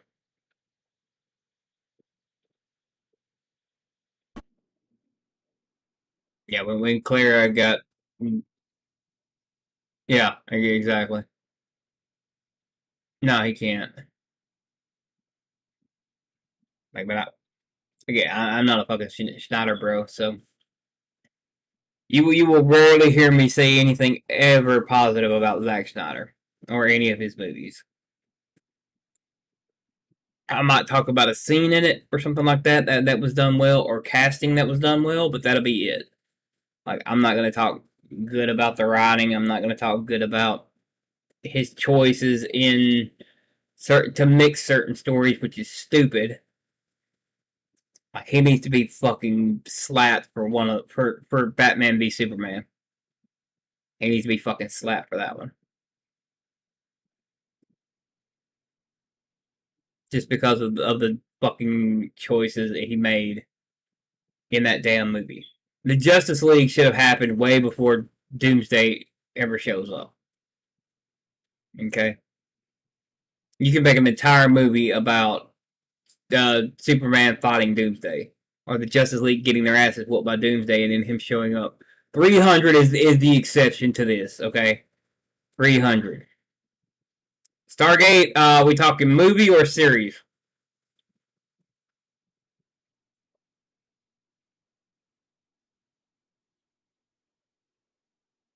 I like most of the series. I like the movie too. Yeah, 300 was an exception. I will give it that. But yeah, TV. Yeah, I like most of the series. I mean SG1. Anything after SG1, I'm not really into.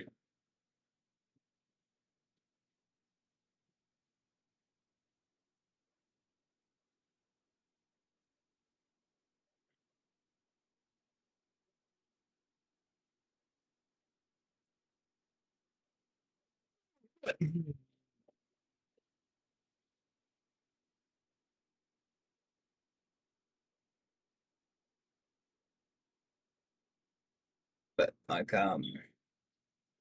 as far as TV shows go that I watch mainly, it's usually sitcoms. My Name is Earl, Raising Hope, The Office, The Good Place. Um, Most of the time I'll watch that over anything. It's just a sitcom. But I watch Game of Thrones.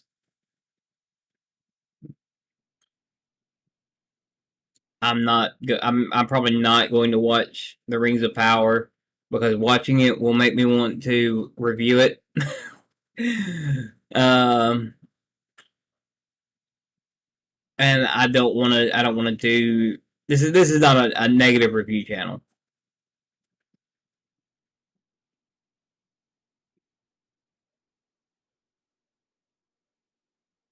How would I counter that? The woke normie says that Alpha Core is a ripoff of Zod and his two teammates. Well, one, they don't look anything like Zod and his teammates. Okay, they don't look anything like them. I compare them to the Trinity, so Batman, Superman, and Wonder Woman over the Kryptonians, like Zod and his people. Like, they don't look anything like them, for starters, and we don't know their powers yet, other than flight. right? So it's a bit early to judge anything being ripped off of anything else. But Eric has already said that they're not inspiration for it. So like there you go. The creator himself has said that Zod and them are not inspirations for those characters. That's the only argument I need.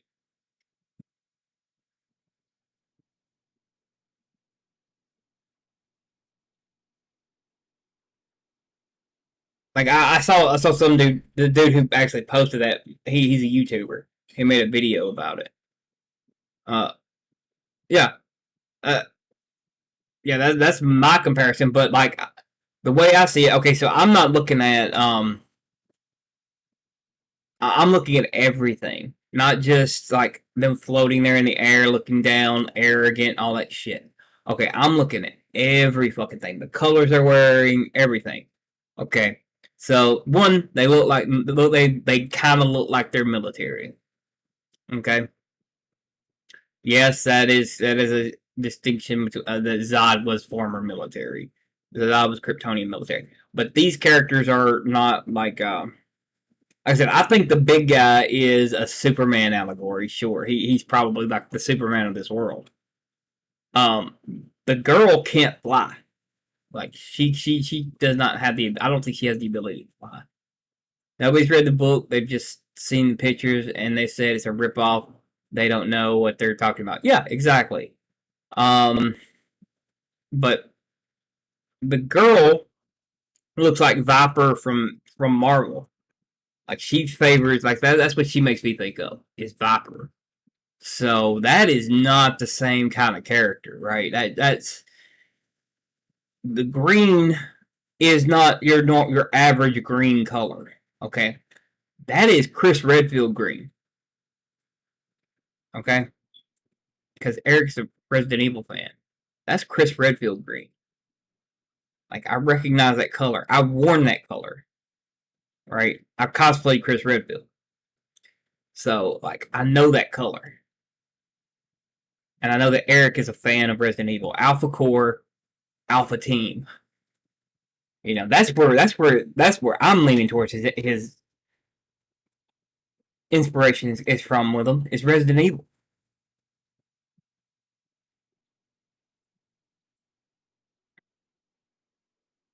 But like I said, the girl reminds me of Viper with her poison whips and all that shit. You know, the energy whips.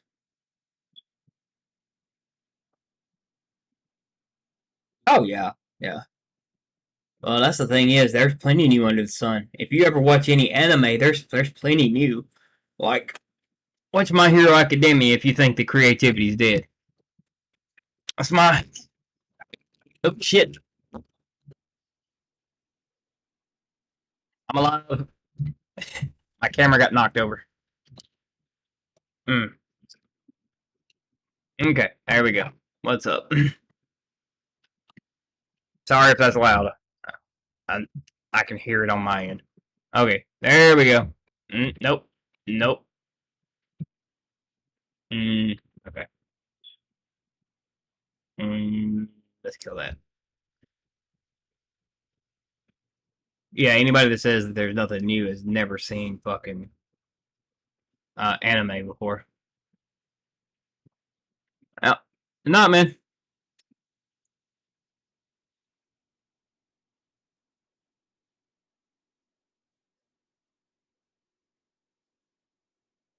But fucking shit. Okay, hold on. There we go. Okay,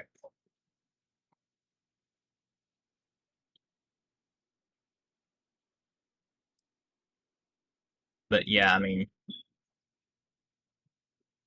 if you want originality, My Hero Academia, any anime really is original, unless you're like talking about shonen, like 100% shonen, because they got a formula that they follow, and then they subvert it. What is my favorite Resident Evil game? I have to go with Probably the remake of 1 or 5. I'm a Chris Redfield fan, so any game with Chris Redfield in it. That's not. But I'll do a knife run on 7.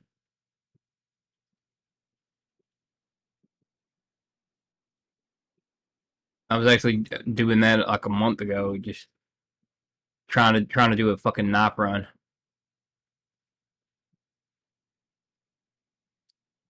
But I like the whole series. But my brother is a huge Resident Evil fan, though. Like I'll play the games, but he loves it. My favorite video game of all time is Chrono Trigger. So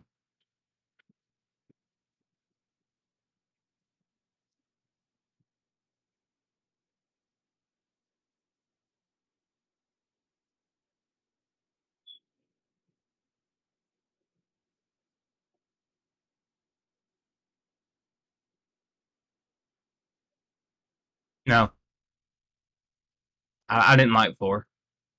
I don't like Leon.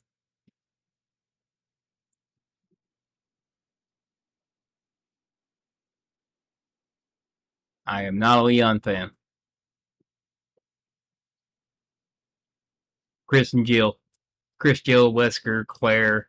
I like all. I don't like Leon.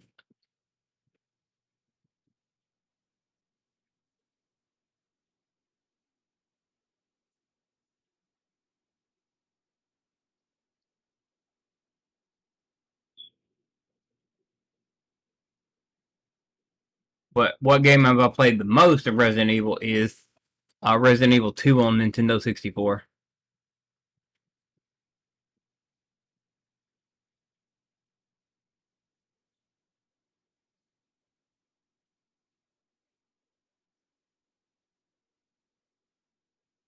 But I also hate that game. I have a love hate relationship with that game because I didn't know at the time that there were there was a gaming magazine and they would do an April Fool's joke every year.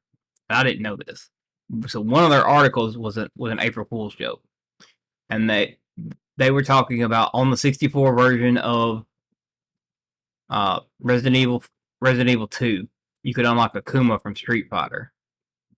Okay, and they had screenshots and stuff of that. So I tried that. I tried that for a long ass time to unlock Akuma, and I never could. You know. And then I learned later that it was an April Fool's joke, and I was kind of pissed because I had got to where I could play the game perfectly without saving one time and do it in one playthrough, right? Without I could do what you needed to do to unlock Akuma, which was one of the harder things to do, but I fucking hated it because of it.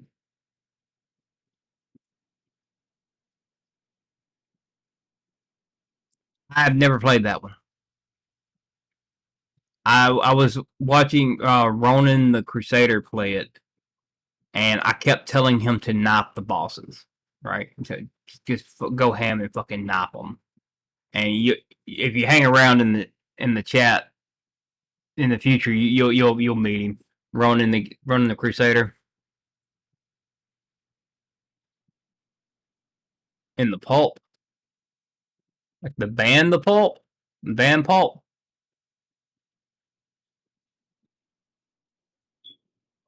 or pulp pulp comics.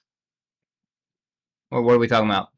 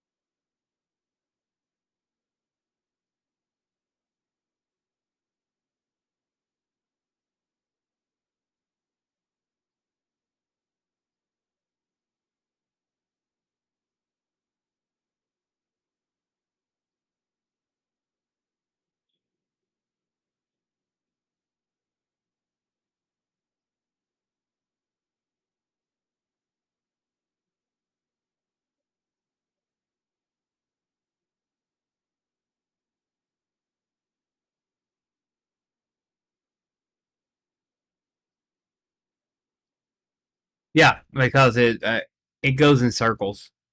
Like yeah, yeah. I mean, there was a thing that said you could do it on the 64 version of the game. Maybe it was a.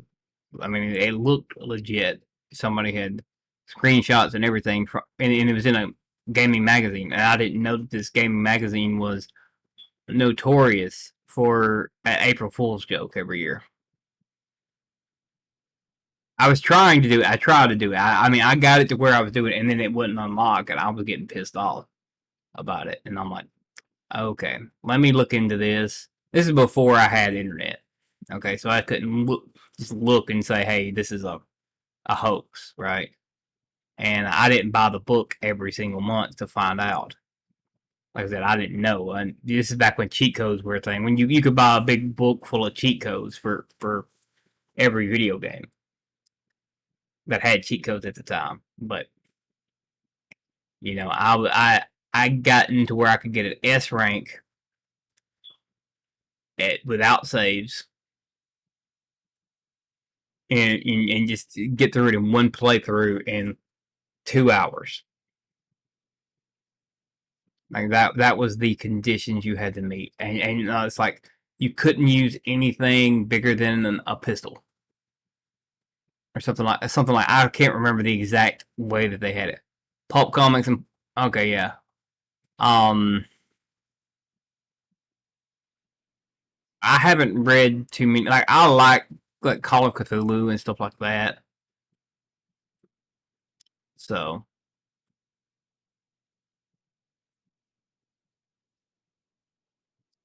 Flash Gordon, um, whatever the fucking Martian one was. Uh,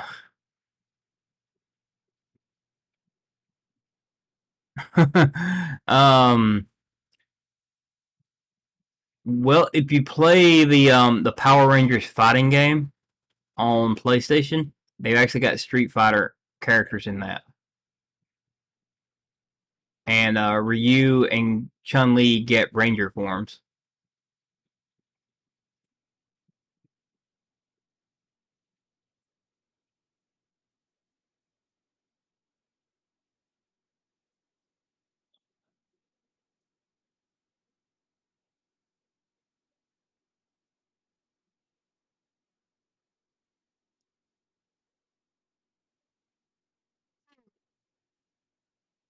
Hmm.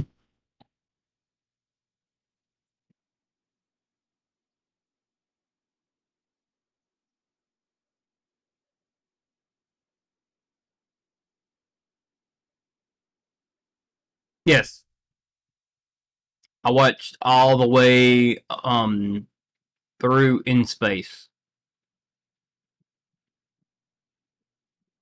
and then I came back and watched Forever Red, and then I watched Dino Thunder, and I watched Legacy War. But then I watched the Japanese Legacy War after that, and I was pissed that they didn't use the Japanese footage because they ruined Legacy War.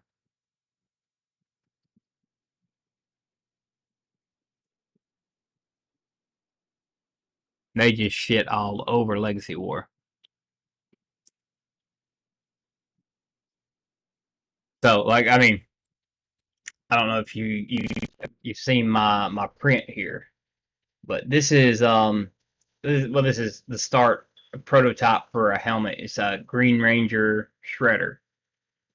So Shredder from the Teenage Mutant Ninja Turtles as the Green Ranger, and it's just the top part is the prototype. It's too small.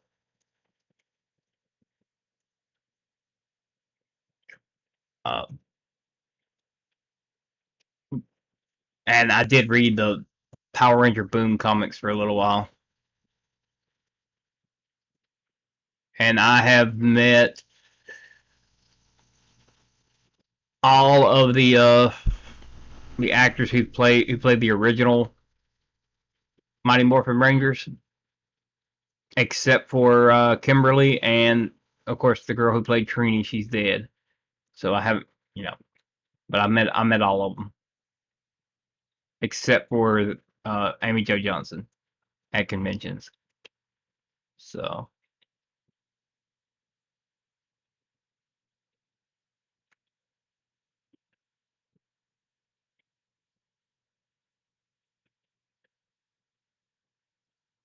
like even like Lord Zed before he died. Of course, I got a funny story about him. He's like 90 years. He was like 90 years old going to these conventions, and he was supposed to be running a panel. But we were sitting in the panel, and he's mid sentence, and then he dozes off. He goes to sleep right there. You can hear him snoring in his microphone. About 10 minutes later, he wakes up and continues the story, and then about 15 minutes later, he does the same thing. So he does this about 3 times during the entire panel. He doesn't even get through his whole panel because he dozes off while he's sitting there talking to you. He was so old.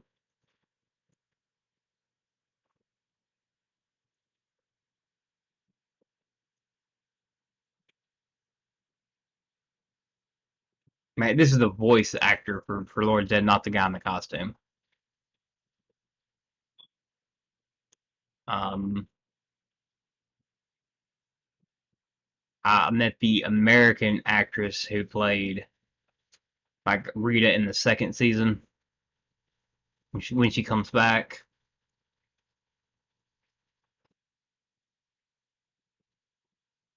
No, no, he didn't. They tried to claim he did, but he didn't.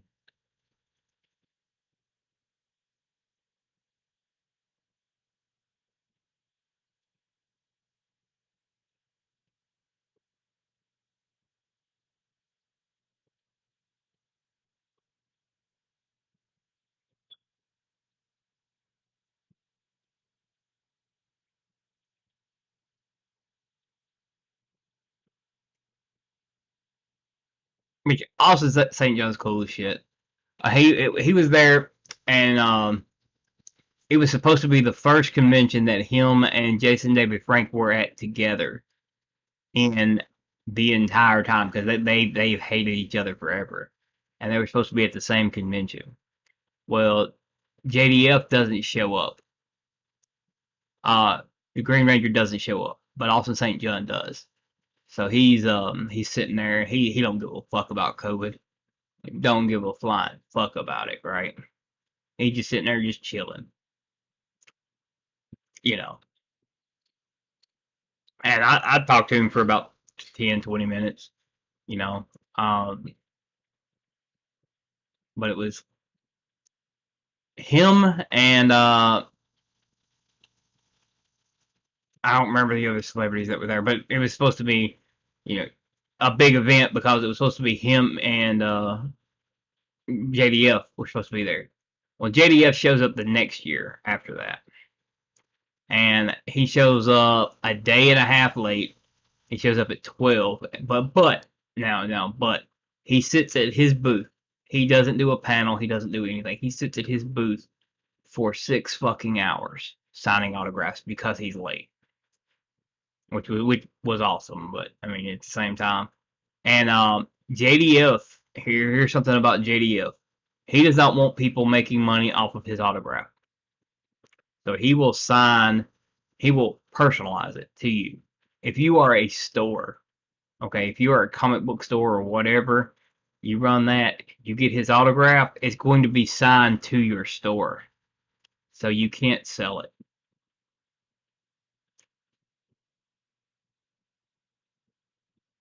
Yeah, yeah, yeah. I mean, I don't know the full details, but like you can find the videos on it of it. Like they did not like each other, and but they had never appeared at a convention together. However, both of them voice act in the video game, the fighting game, uh, Battle for the Grid or whatever it is. They both do voice acting in it. So, and then they go to a convention together, They were supposed to do a convention together, but they never did. But it was the first time they were both at the same convention. Or they were supposed to be at the same convention. So I guess they may be getting along now. I don't know. Have you ever heard the story of John Claude Van Damme getting choked out at a fucking convention by JDF? JDF puts him in a tie clinch. Puts John Claude Van Damme in a tie clinch because John Claude Van Damme was treating him like shit, and he had been for years. He like, you know, thought he was better and all that shit. Well, it finally just came to blows at a fucking convention. So yeah, I don't know all the details on that, but yeah.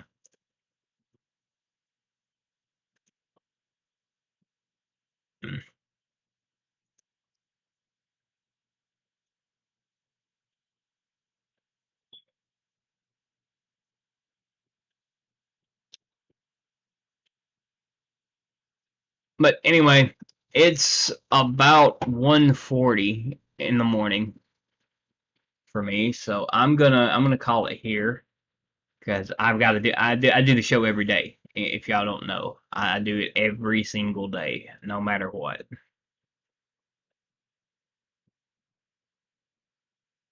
Yeah, there's a short there's a video you can find it where he puts like they're arguing right there. Somebody records it. There is a video, but yeah. So that story goes back to Power Rangers the movie, right? John Claude Van Damme was JDF's hero, right? So he invites him to come to the Power Rangers movie premiere, and John Claude Van Damme basically treats him like shit there at the premiere or something like that. And he just basically just treated him like shit.